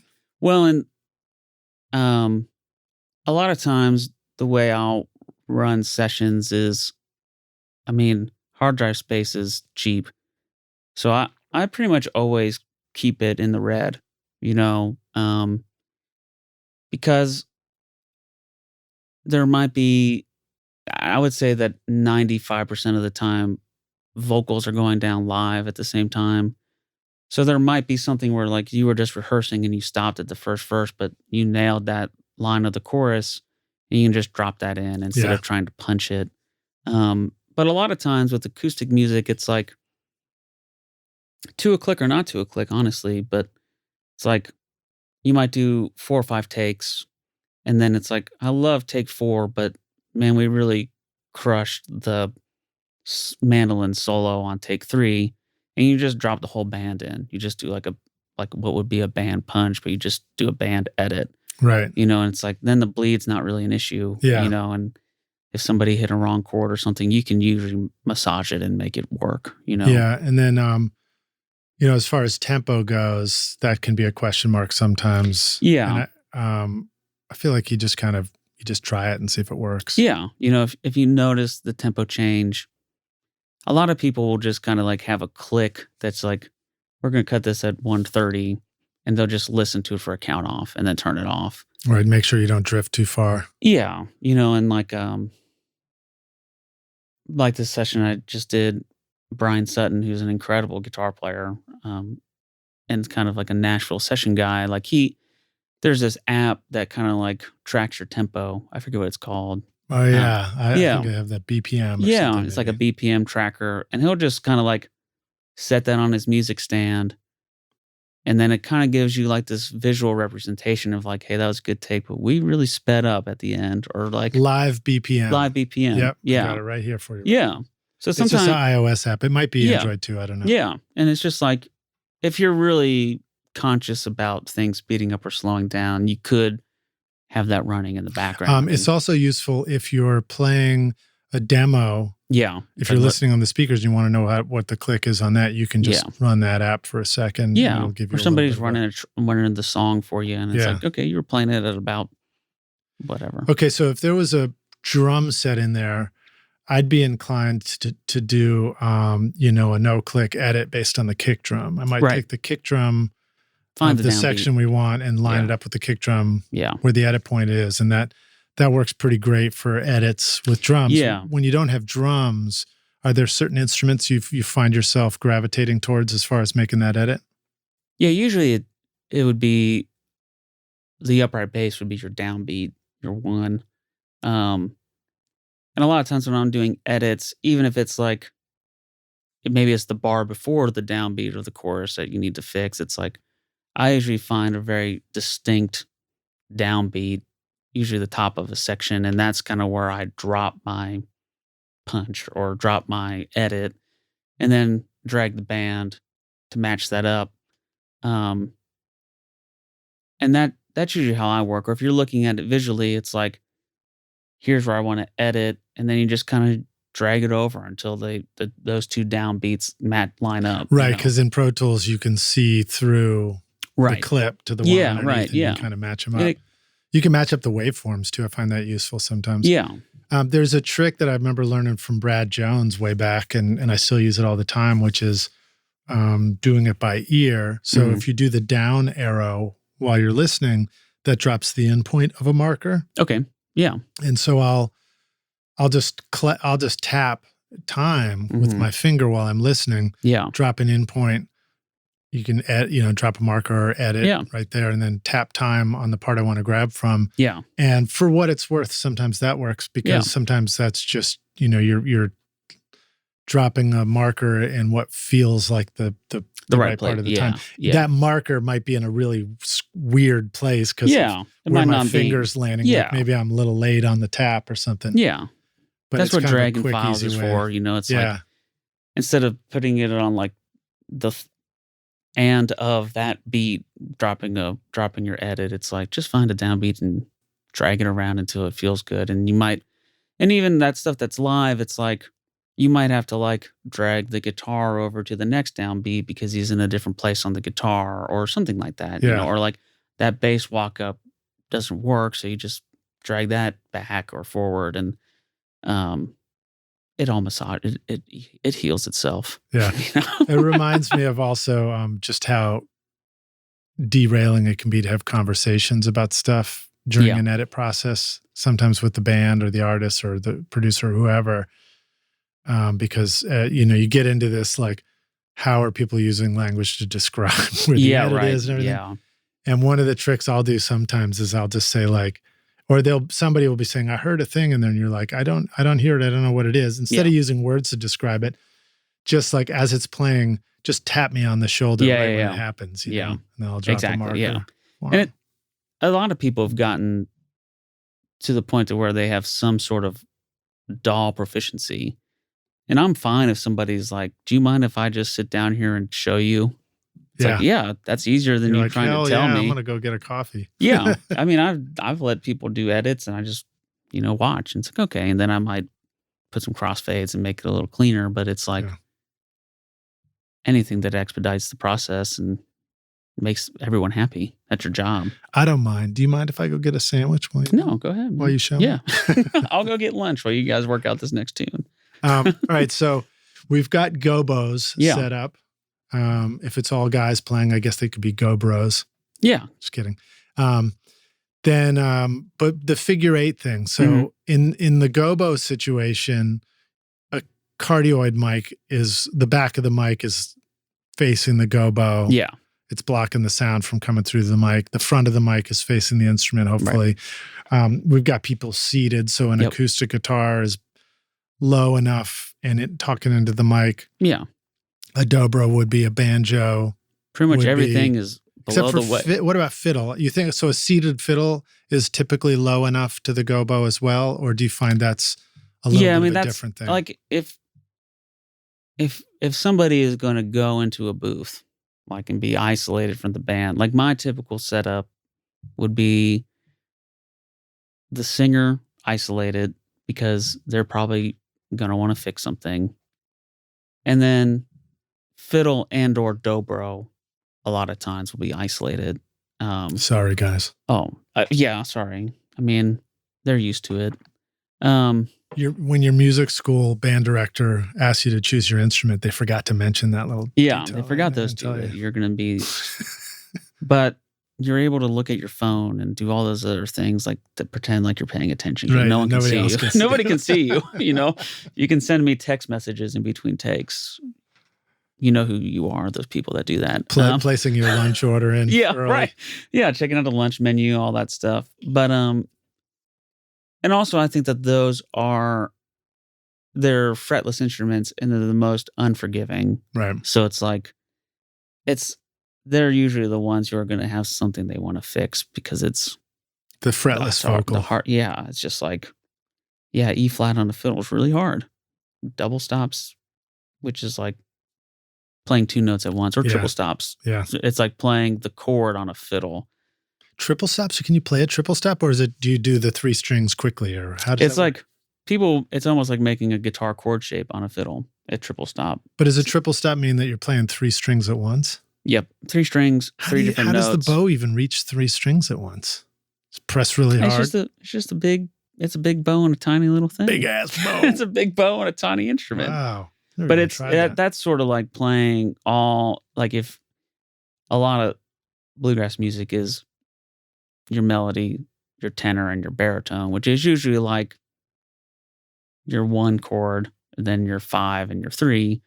And a really good fiddle player can do all three of those things at once. Whoa. And it's your margin of error of getting all three of those notes in tune at the same time is small. Yeah. It's like millimeter. I don't even know if there's a measurement of. Do you play fiddle yourself? No. Yeah, it's fucking hard. Yeah. That's what I can tell you. As a fiddle player myself, it's really hard. Yeah. It's hard to play one note in tune, let alone two. And then three. But there's this, and there's some of his records, I think, on my playlist. This fiddle player, Michael Cleveland, who's blind, and then he's 90% deaf in one ear. Mm-hmm. And it took him, I think, a year just to make like a sound out of the fiddle in tune when he was a little kid. It's just like he went to the Louisville School of the Blind and had amazing teachers. But, it's like so much of when you're learning an instrument is visual, and he didn't have that to his advantage. So it's like your bow arm placement and all these things that like affect how you play. I'm always in awe. I just wanted to mention his name because he's one of the most awe-inspiring people I've ever been around. But it's like I don't know what drives people to get into this style of music sometimes, because I'm like, it is so hard to just. I don't even know where I'm going with that, but I think it's just amazing. It's just amazing. I feel it too. One of the instruments we haven't even talked about too. There's not a ton of it on your discography, but there's some of it for sure, or at least that I noticed. And I was really struck by coming to Nashville and recording it and learning about it, is the pedal steel. Sure, it's really like incredible. It's like, to me, it's like being introduced to the piano. Yeah, It's that vast and versatile, Yeah. Does all these wild things, and it's a lot of fun to see people play.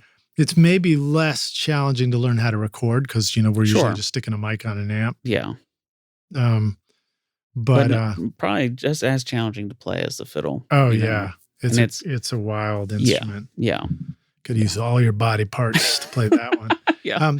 Well, I want to go back to the figure 8 microphone thing, because to me, I'm fascinated by that. Yeah. So when you record instruments and you're saying, I think the figure 8 would help here, is that a decision you're making because of bleed? Like when would you make that decision? Or is it more like you just happen to be using a ribbon, so therefore it's figure 8? That's like a conscious choice, because another thing with the figure 8 is that it picks up from behind. On the other side, so like if you have another person directly facing that person in figure 8, even with a gobo or a baffle, it's going to pick it up and it's out of phase. So it's like, wow. Yeah. So it's that can be a nightmare. But where figure 8 comes in the most handy to me is when you have somebody who's playing and singing.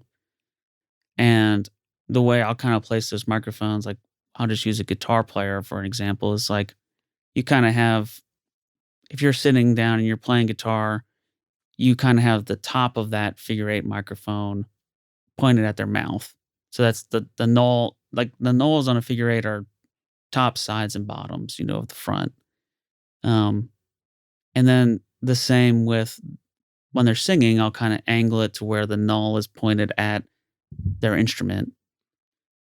And if you want to hear this, Steve Albini has this incredible video he put out about recording acoustic instruments in an ensemble. The Electrical Audio YouTube channel is the best YouTube channel on available. There's not a lot of videos, but they're all great. And you can kind of hear how much isolation there is when he pulls up the individual mics, and that he was probably using condensers.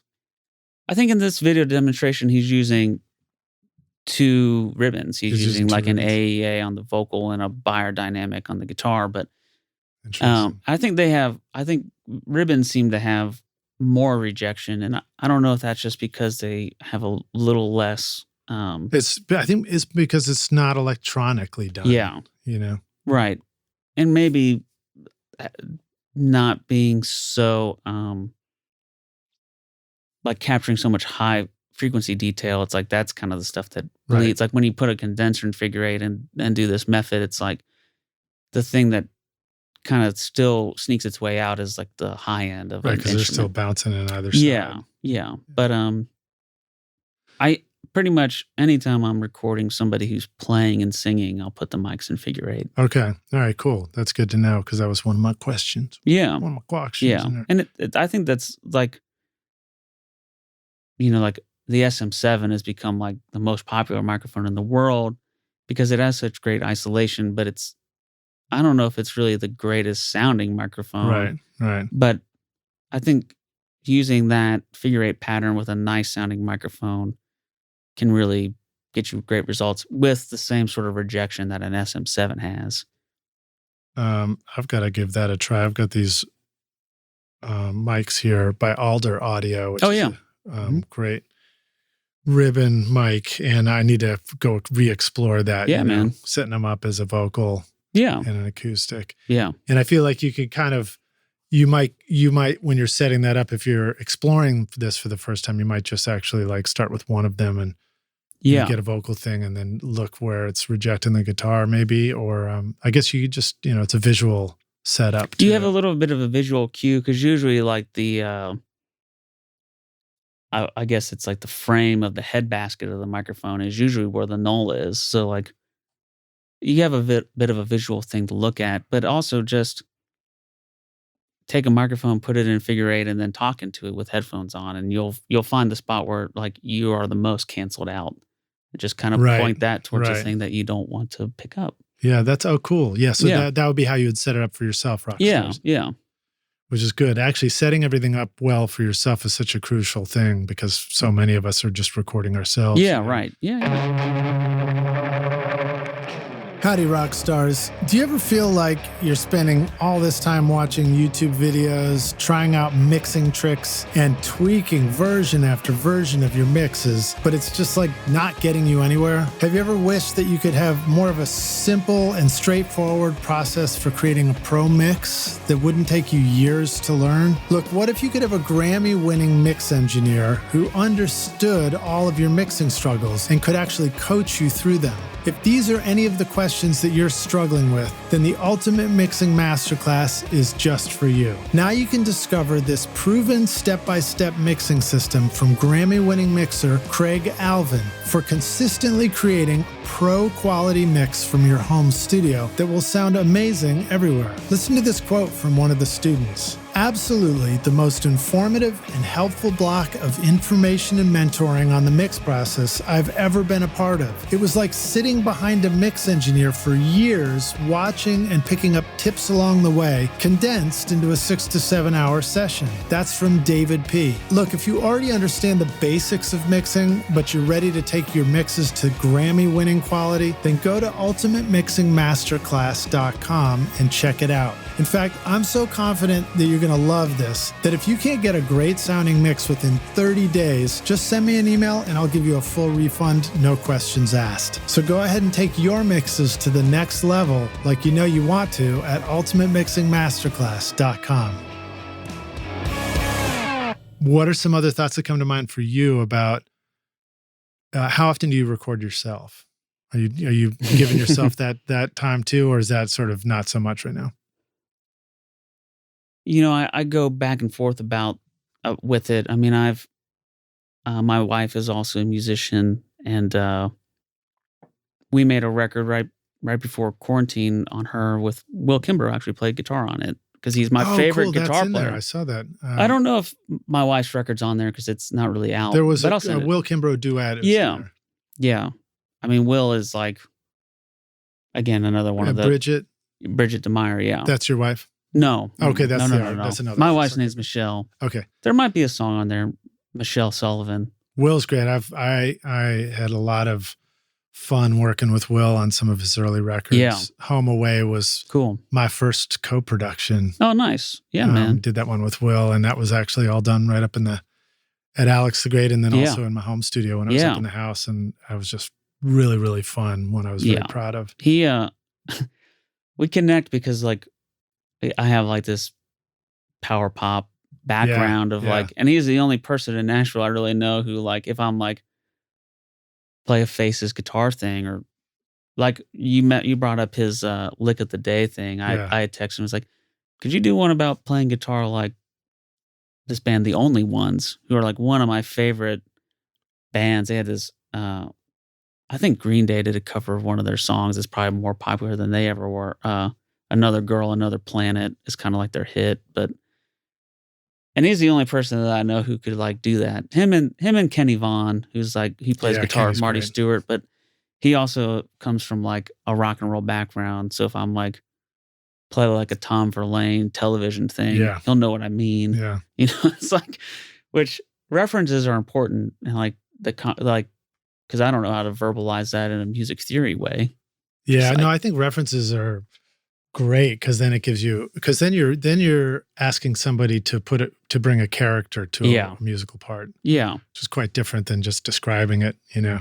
Yeah, right. You know, and then like for me, it's the whole story thing again. If you don't have people and story, what do you got? And like for me, because I do so much bluegrass and acoustic music, like I don't have, like my reference for this music is the recordings I've made and the people that I've worked with, you know? So it's like, I don't know if there's one on that playlist, but there's this band called the Earls of Leicester, which is kind of this all-star band, kind of started by Jerry Douglas, of doing Flat and Scruggs songs, who are kind of like one of the forefathers of bluegrass music.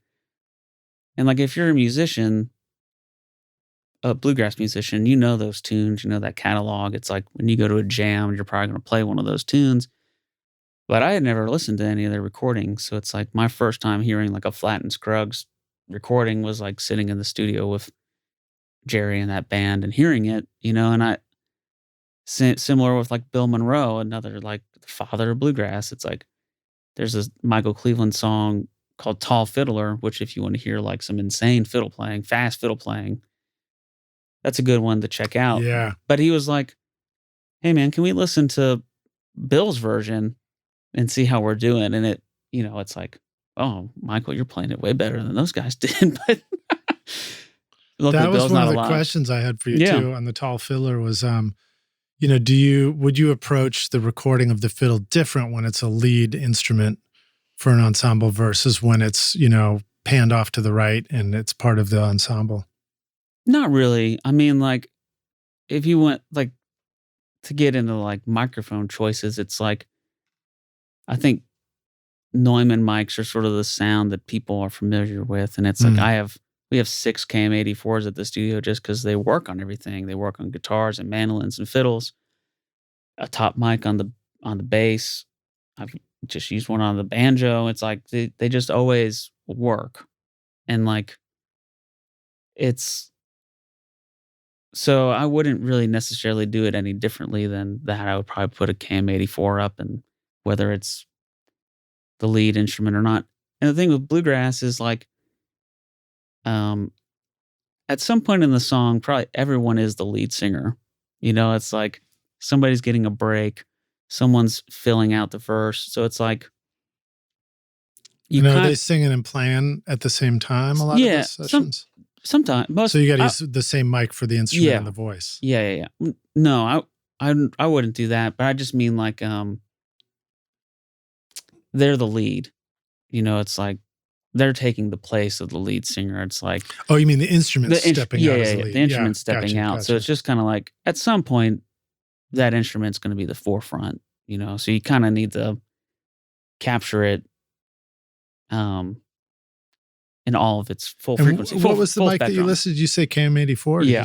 KM84s. Which is a small diaphragm, right? Yeah. So that is that a good takeaway for us, that in an bluegrass ensemble or in an acoustic string band ensemble that we might want to explore those small diaphragm mics as a starting point for instruments? I mean, like for mandolins and fiddles and guitars in particular, I think that those work really well.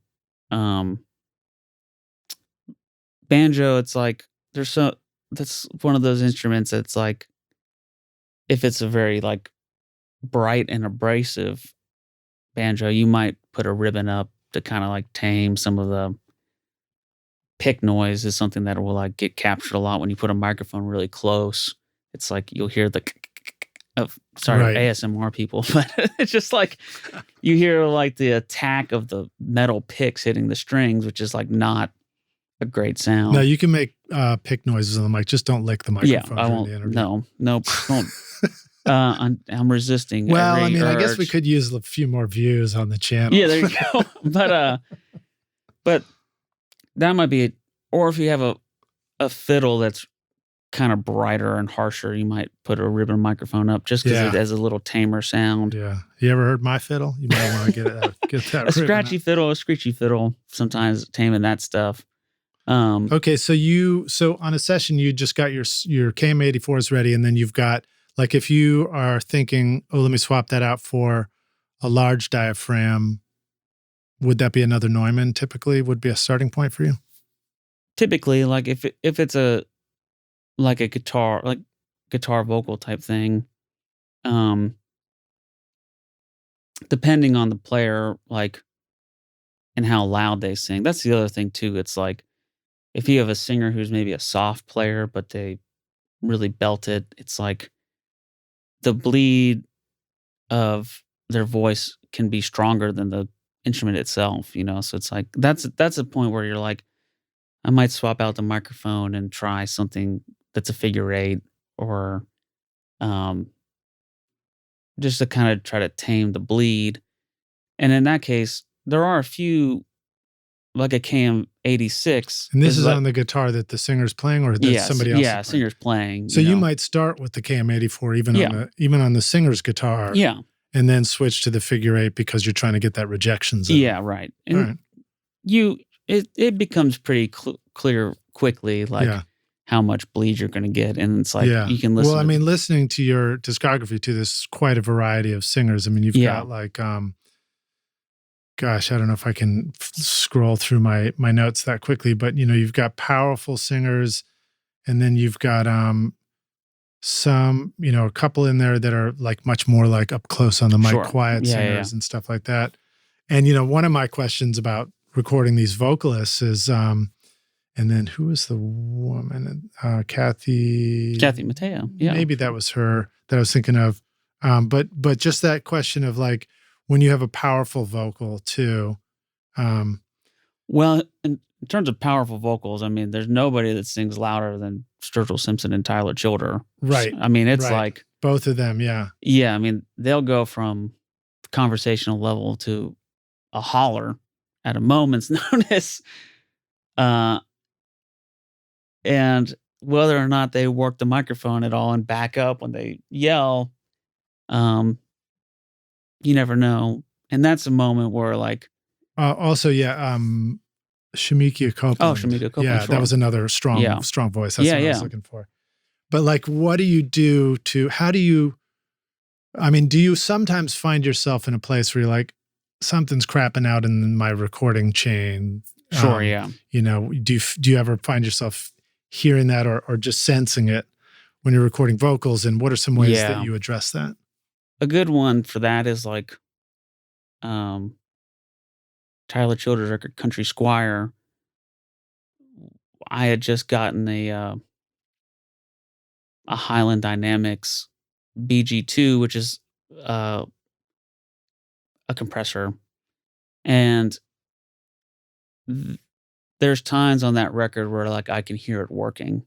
It's like and this is something that I learned too. It's like because most of my mentors are of the generation where like you didn't have a compressor for everything. Or plugins. It's like you had like 1 or 2 limiters in the rack and that's it for the whole band. So I didn't really come from the school of like processing to tape as much, or processing to the recording. The vocals are kind of the only thing where like a little bit of compression can be your friend. Mm-hmm. A little too much can really be your enemy. Right. Using a really fast attack to where all the detail goes away. And that was when when it came time to mix that record, I remember it being a little bit of a struggle. And I think we ended up using a Dolby noise reduction unit, which a lot of people modify to be like this, kind of like an oral exciter, just to kind of like get this detail back, because it was just clamping down so hard when he would sing hard. And those records are made in like 2 days. It's like, so you're not really like maybe as conscious of that stuff in the moment because you're doing like 7 songs in 1 day or something. It's like, and you don't, right. You're moving fast. You're moving fast, but that with a powerful singer, having some compression to tape is your friend. Now, were you guys actually using tape at that point too? No, I'm just using tape to say Pro Tools or whatever, the interface. But if you don't have a compressor that you like the tone of, or you're maybe not confident in like committing to that sound, it's like your signal to noise ratio of digital recording is so vast. If like on tape, it's like if you didn't record it hot enough, you'd have a ton of hiss. Right, because you'd try and compress it afterwards. Yeah. But with digital, that's not so much of a problem. So it's like if you're working with a singer that is really dynamic, it's like give yourself space. When you're recording, it's like the verse might be really low, but the chorus is hitting it where it normally would. It's like, it's better to do that than clip, or overdrive your converters or something. Right. Well, I guess I also find that that when I think about like playing it safe, doing just a mic pre without compression to tape, that can seem like the safe move. And I think that can be right sometimes. And I remember Brad Jones once telling me he was doing a bunch like that because he was like, I'm not compressing when I'm recording anymore. I think the kind of intention was to let it have lots of room. Yeah. I think for some singers that might work great. And I found sometimes, like I did a session with a female voice and she had a lot of power in her voice. And I think that later during the session, I actually used the Rouser plugin, kind of like that one a lot. And I started gaining it up more as the plugin so she could hear it. And I think that hot gain also may have let her, hear and control her voice in the headphones in a way that, without it, with just a mic pre, maybe she just hit certain notes and then it felt like something was driving too hard on my end. It's funny how like even just a mic or, even if the mic pre is not hitting any reds, just the mic itself can feel like it's driving. Right. And with singers too, I think a good thing to do in the studio sometimes, and I don't do this enough, but I'm going to put it out there that everyone should, is like the experience of being on headphones is so much different than speakers or playing live in a room. Or just playing with a guitar by yourself. And a microphone is not your ears. Right. It's like your ears have some built-in compression, and when you're a singer in particular, and you don't stick your ear right in front of the singer. Anyway. Yeah, right. Yeah, exactly. So sometimes using a little compression on a singer to tape makes it sound more natural to them too. Yeah. Conversely, and this was a good learning experience for me, it's like when you're sitting in the control room and you're cutting a vocal, and you know that you're going to compress it later and try to even it out and automate it and all those things. It's like I was doing a song, and the singer was like, I don't know what's up with this microphone. It's like, I feel like I'm giving more and I'm not getting anything back. Yeah, I've had that before. Yeah, and it's because you're compressing it. It's like they're getting louder, but the sound's not getting louder. Yeah. So you kind of have to be conscious of that too. It's like the singer's emoting, and what they hear coming back at them needs to be representative of what they're doing. Yeah, I also suspect that so Rockstars, if you never tried this, plug a vocal mic in, turn it up, listen to it in the headphones, and then just try flipping the phase on the mic. And the first time I did that, I was like, whoa, it's like a totally different bass response because of the phase relationship between what's going on in your head and what's coming through the earphones. And with that in mind, not that I think that the reverse phase is the right one to hear in your headphones, although it could be in a moment. But with that in mind, I think that my takeaway is that at a low level of your voice in the headphones, your headphones aren't competing with your head voice. And so you hear your head voice, what it's doing. At a hotter level in the headphones, you're not hearing your head voice. You're just hearing what's coming out of the headphones. Yeah. So you're responding to that. But I do think that there's like maybe somewhere in the middle, they're actually fighting each other. Yeah, absolutely. In a funny way, not a fun way, but a funny way that can cause you to not be sure about the level or think you can't hear it and stuff like that. Well, and I think headphones really can affect people's pitch, like when they're singing. So like if you're working with someone who is a great singer, but it's all a little sharp or flat or something, you can do take one ear off so they're hearing their voice in the room some, or just have a small speaker instead of headphones. It's like if it's a singer who doesn't need like crank it up and like the volume, of it to be like in the moment, like Margo Price's record, like all those vocals were done in the control room with an SM7 with the speakers just really low. Oh, cool. And quite a bit of Sturgill stuff is that way. like A Sailor's Guide to Earth. It's like great. That's the one that's got the great string section at the beginning. Yeah. And that that was a funny session. It's like for me that might have been the first record I remember where it was like money is not necessarily a concern, because it was a major label record. And again, coming from like a DIY indie rock background, I'm like, I know how much money bands make, and I try to be really conscious of it. And I'm aware of the fact that like the records aren't what make people money anymore. It's like they're just a reason to go play shows. And I'm aware of that. So I try to be probably too generous with my rates sometimes. But that record, it's like we went to New York to do the strings. He had signed to Atlantic Records. And I think they kind of made it seem like you're thinking of Atlantic Studios like where Ray Charles recorded. Right. But this was like Atlantic Studios in like a high rise, just kind of a room. Not really that inspiring. But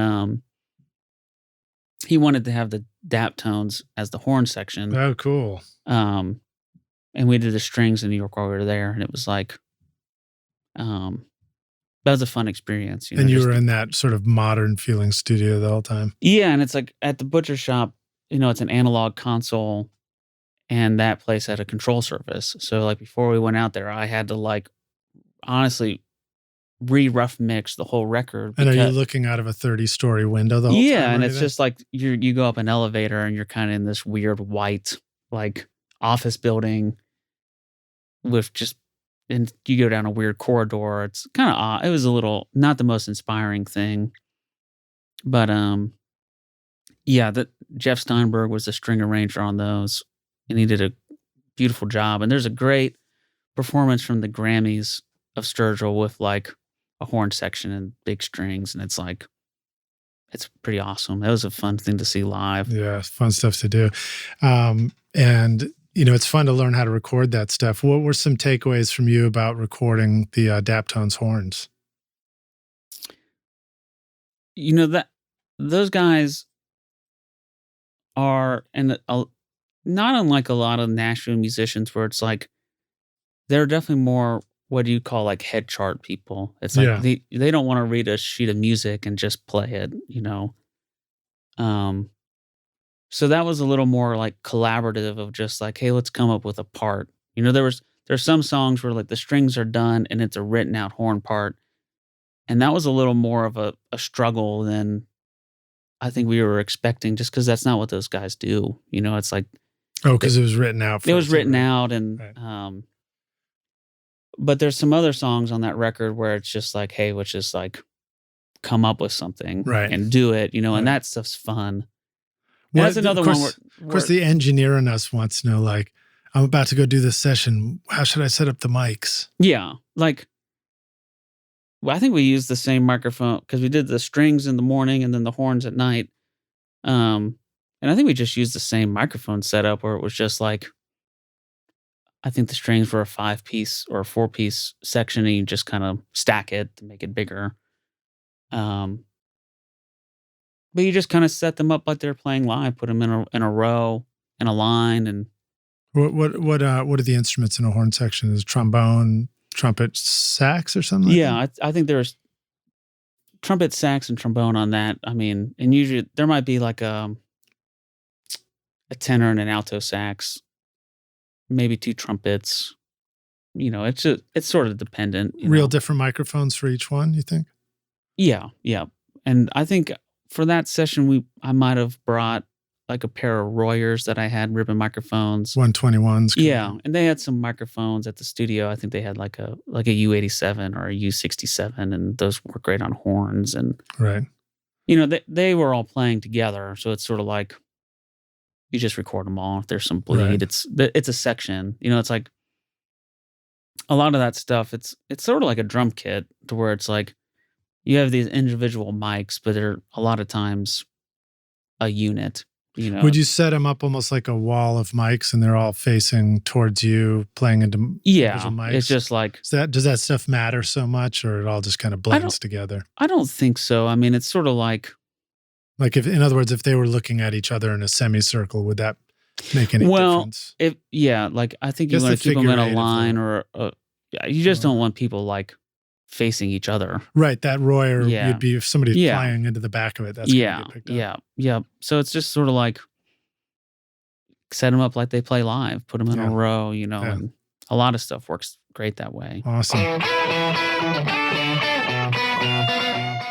This episode is sponsored by Recording Studio Rockstars Academy. Are you ready to take your recording, mixing, and mastering to the next level and make your best record ever? Then visit the Academy to find the course that's right for you. Want to record killer drums in your studio? Then check out Rockstars of Drums to learn how to record, edit, and mix pro-sounding drums with a professional Nashville session drummer in a Grammy-winning studio. Or if you're ready to start mastering your own records at home, then check out Rockstars of Mastering, where I walk you through exactly how I mastered my own record, Skadoosh, the soundtrack to this podcast, in fact, using nothing but plugins in PreSonus Studio One. These techniques would work for you no matter what DAW you're using right now. And if mixing is your focus, then check out my free course, Mix Master Bundle, where I show you how to mix using stock and free plugins in Pro Tools. Plus, you get a look at how I recorded everything in my studio and multi-track downloads to practice your mixing and even include in your mix portfolio if you want. Are you ready to make your best record ever? Then go to mixmasterbundle.com to get started now, or look for the clickable link in the show notes of this episode. Well, this is great, man. What a pleasure hanging out with you in the studio and doing the podcast. Yeah, it's man. Great to meet you, Rockstars. He's wearing a Teenage Fan Club shirt right now during this whole interview. And in fact, like I immediately recognized it as you came down the driveway. But now when I'm doing the interview, I look at it and the letters are all fuzzed out. Yeah. And it made me think, I was like, shit, man, is his shirt melting during the interview? Did I have an edible in my coffee and I forgot? Yeah, and it's also like green and pink. So, I mean, I get it. It's not normal colors. Those are good colors, man. Green and pink. There's not enough green and pink going on in the world. So let me go to our closing question here. Man. This is one I like to ask all the rock stars on the show. All the guests on the show. This one's hypothetical. You can take the Wayback Studio machine and you go back in time and you find young Sean in his 4-track and just getting the slapback echo going off the TAC or whatever, or before that. Yeah. And you say, listen, dude, I've come back to, I'm older you, and I've come back to give you this bit of advice. Here's the single most important thing you need to know to be a rock star of the studio yourself one day. What advice would you go back and give yourself if you could?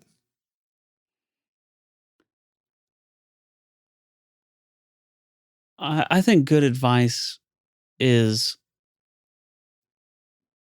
be a good person, be friendly, be excited, be present. All that stuff is more important than microphones or gear or signal chain. It's like we kind of live in this era of content and we just see like there's so much gear and access to stuff and plugins and all those things. And it's like,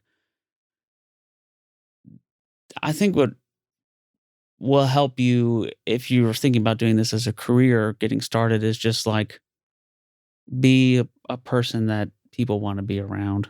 You know, it's like, you know, the music I work in, I don't have much knowledge of, you know, coming into it, but I was willing to learn and I love the process. You know, that's the other thing that I think is important. Like we talked about all these rock bands and it's like, it's rare I get to record a rock band, but I love the process of being in the studio and I love the process of recording. And if you love the process as much as the music, I think that you'll be able to find a career in this field. You know, it's like, and just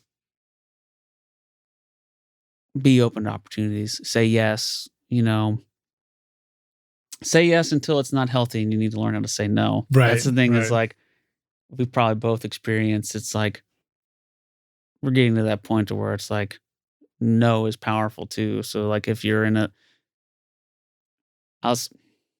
again, going off in tangents, but it's like, don't be afraid to say no if you're in an uncomfortable situation.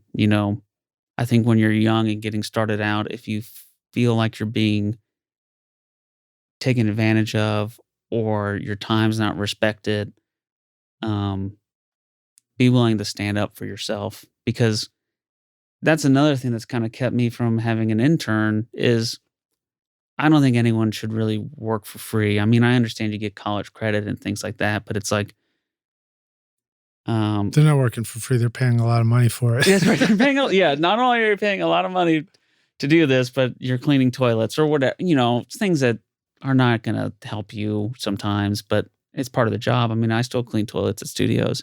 It's part of the job. I literally cleaned the toilet just before he came over. Yeah, right. Yeah, you never know who's going to walk in. Toilet, yeah, case, but we'll make it look fancy for Sean. He's coming over. I know, but I think that's really key. If like you're working on something where you're doing the work of someone else who is getting paid and you're not, you need to be compensated and speak up for yourself. That's kind of like if you're young and getting started, and I like whenever I have somebody help me, I've learned to like delegate some responsibility. There's a few people, like if I meet somebody that I'm really impressed by at another studio, I'll reach out and say like, hey, will you help me prep this session or do something? A, I'll always pay them. B, I'll always make sure they are credited on the record. Let's riff on that for a sec. What's your personal method for making sure that credit gets tracked? Today, as something's happening, the credit may not appear for a year or more. Yeah, right. Something. Have you just got sometimes some good personal hacks for how you track stuff? Sometimes it's out of your control. I mean, depending on like the Sturgill stuff is funny. Like that the Butcher Shoppe sessions thing I mixed, but in the original artwork, I wasn't credited as the mixer. And that's just because the artist didn't know, honestly, and that's just being like speaking up for yourself and just being like, hey, I mixed this. And it's like, oh, sorry, I didn't, whatever. I guess in the digital world, that credit can be added and then it makes an appearance. Yeah. In the physical world, you had to wait for the next pressing of the album or something. Luckily I saw the proof, and but I think just, like there was a song recently, there's this engineer, Diana Walsh, that works at RCAB, and I'll have her help me, and she helps our friend Jamie Liddell too with his podcast. And it's just somebody who's like, we did a John Hyatt record with Jerry Douglas Band record there, and I just enjoyed the experience of working with her. And I was like, okay, whenever I have work, I'm just going to hit her up first, And there was a song recently that I got asked to mix, and, it had a really hard deadline that there's no way I could have done everything by myself, and met this deadline. So I said, I'm going to send you this session. There's a couple of little like edits they wanted to make, and here they are. And then just kind of prep it for me. And she honestly probably did more work than I did on that session. So I said, when I turned in my invoice and turned in the files for mastering, I just said, hey, will you put on there that it was mixed by both of us? And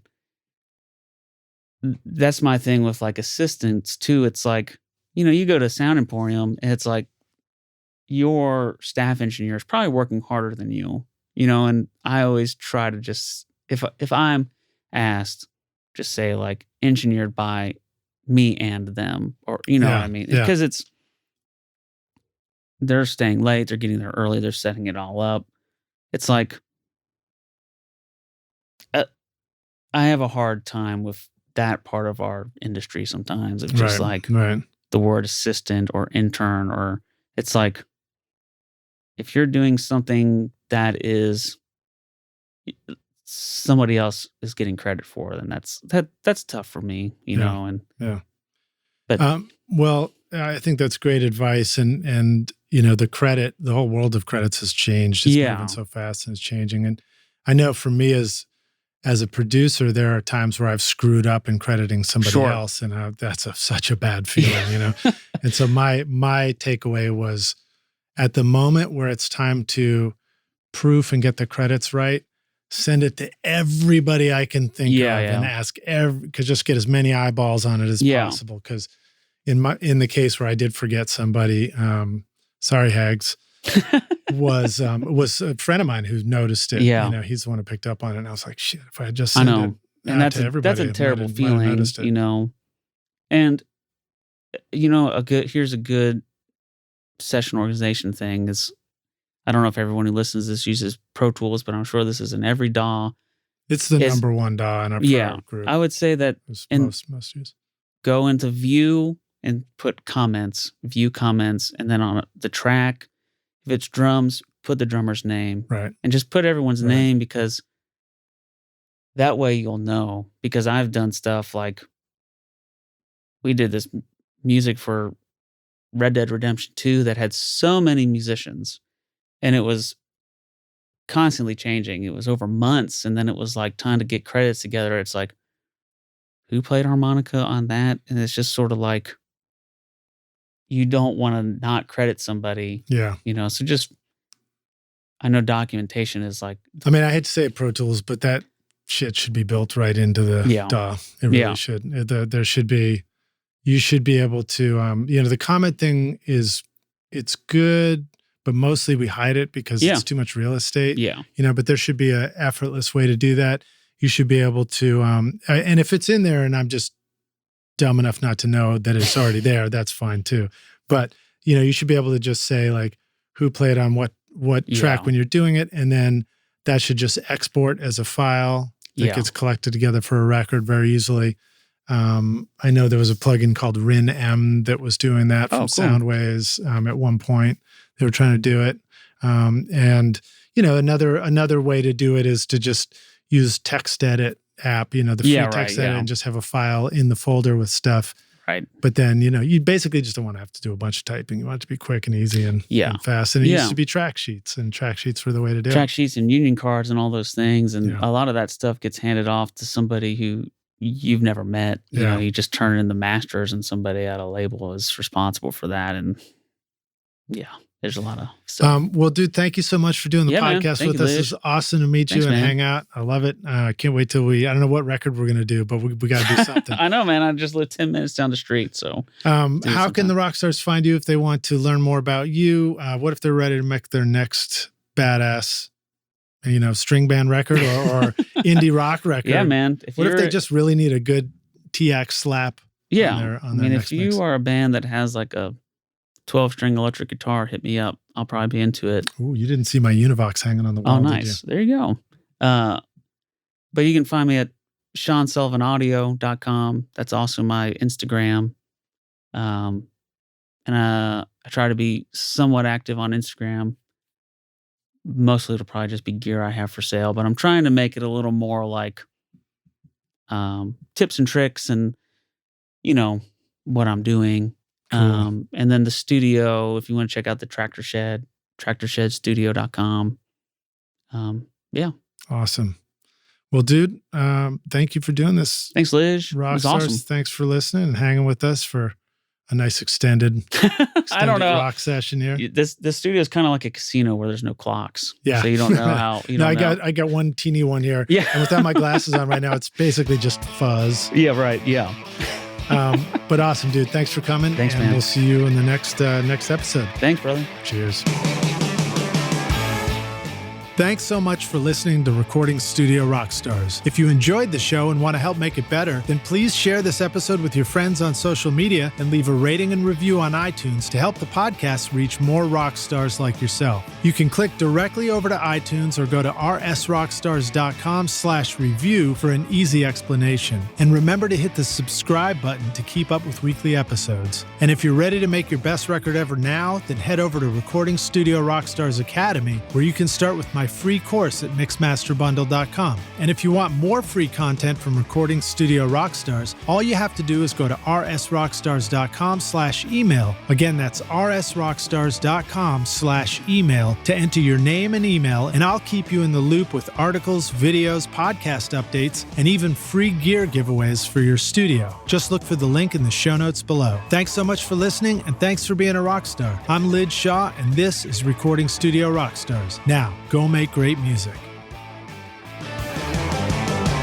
Hey, rock stars. I want to give a big thank you to our amazing sponsors who helped make this episode possible. OWC, JZ Microphones, Atom Audio, Isotope, Spectra 1964, and Sampley. Plus, remember to use these coupon codes for special discounts. At isotope.com/rockstars, use the coupon code ROCK10 for 10% off any plugin purchase. At jzmic.com, use the code ROCKSTAR for 40% off the V47, V67, or V12 microphones. Plus, get a free shock mount worth $120. And at Sampley.app, use the coupon code RSR20 for 20% off. And at recordingstudiorockstars.com/academy, use the coupon ROCKSTAR for 10% off. If you enjoy Recording Studio Rockstars, then please check out our sponsors using the link in our show notes because it's a great way to help support this show. These are all things that I use in my own studio, and I highly recommend them for your studio as well. They're going to help you make your best record ever. I want to also thank our fantastic team here at Recording Studio Rockstars, Vlad Weselchenko and Braden Stremming, for additional podcast and video production. Thanks so much for listening, Rockstars, and we'll see you in the next episode. Cheers.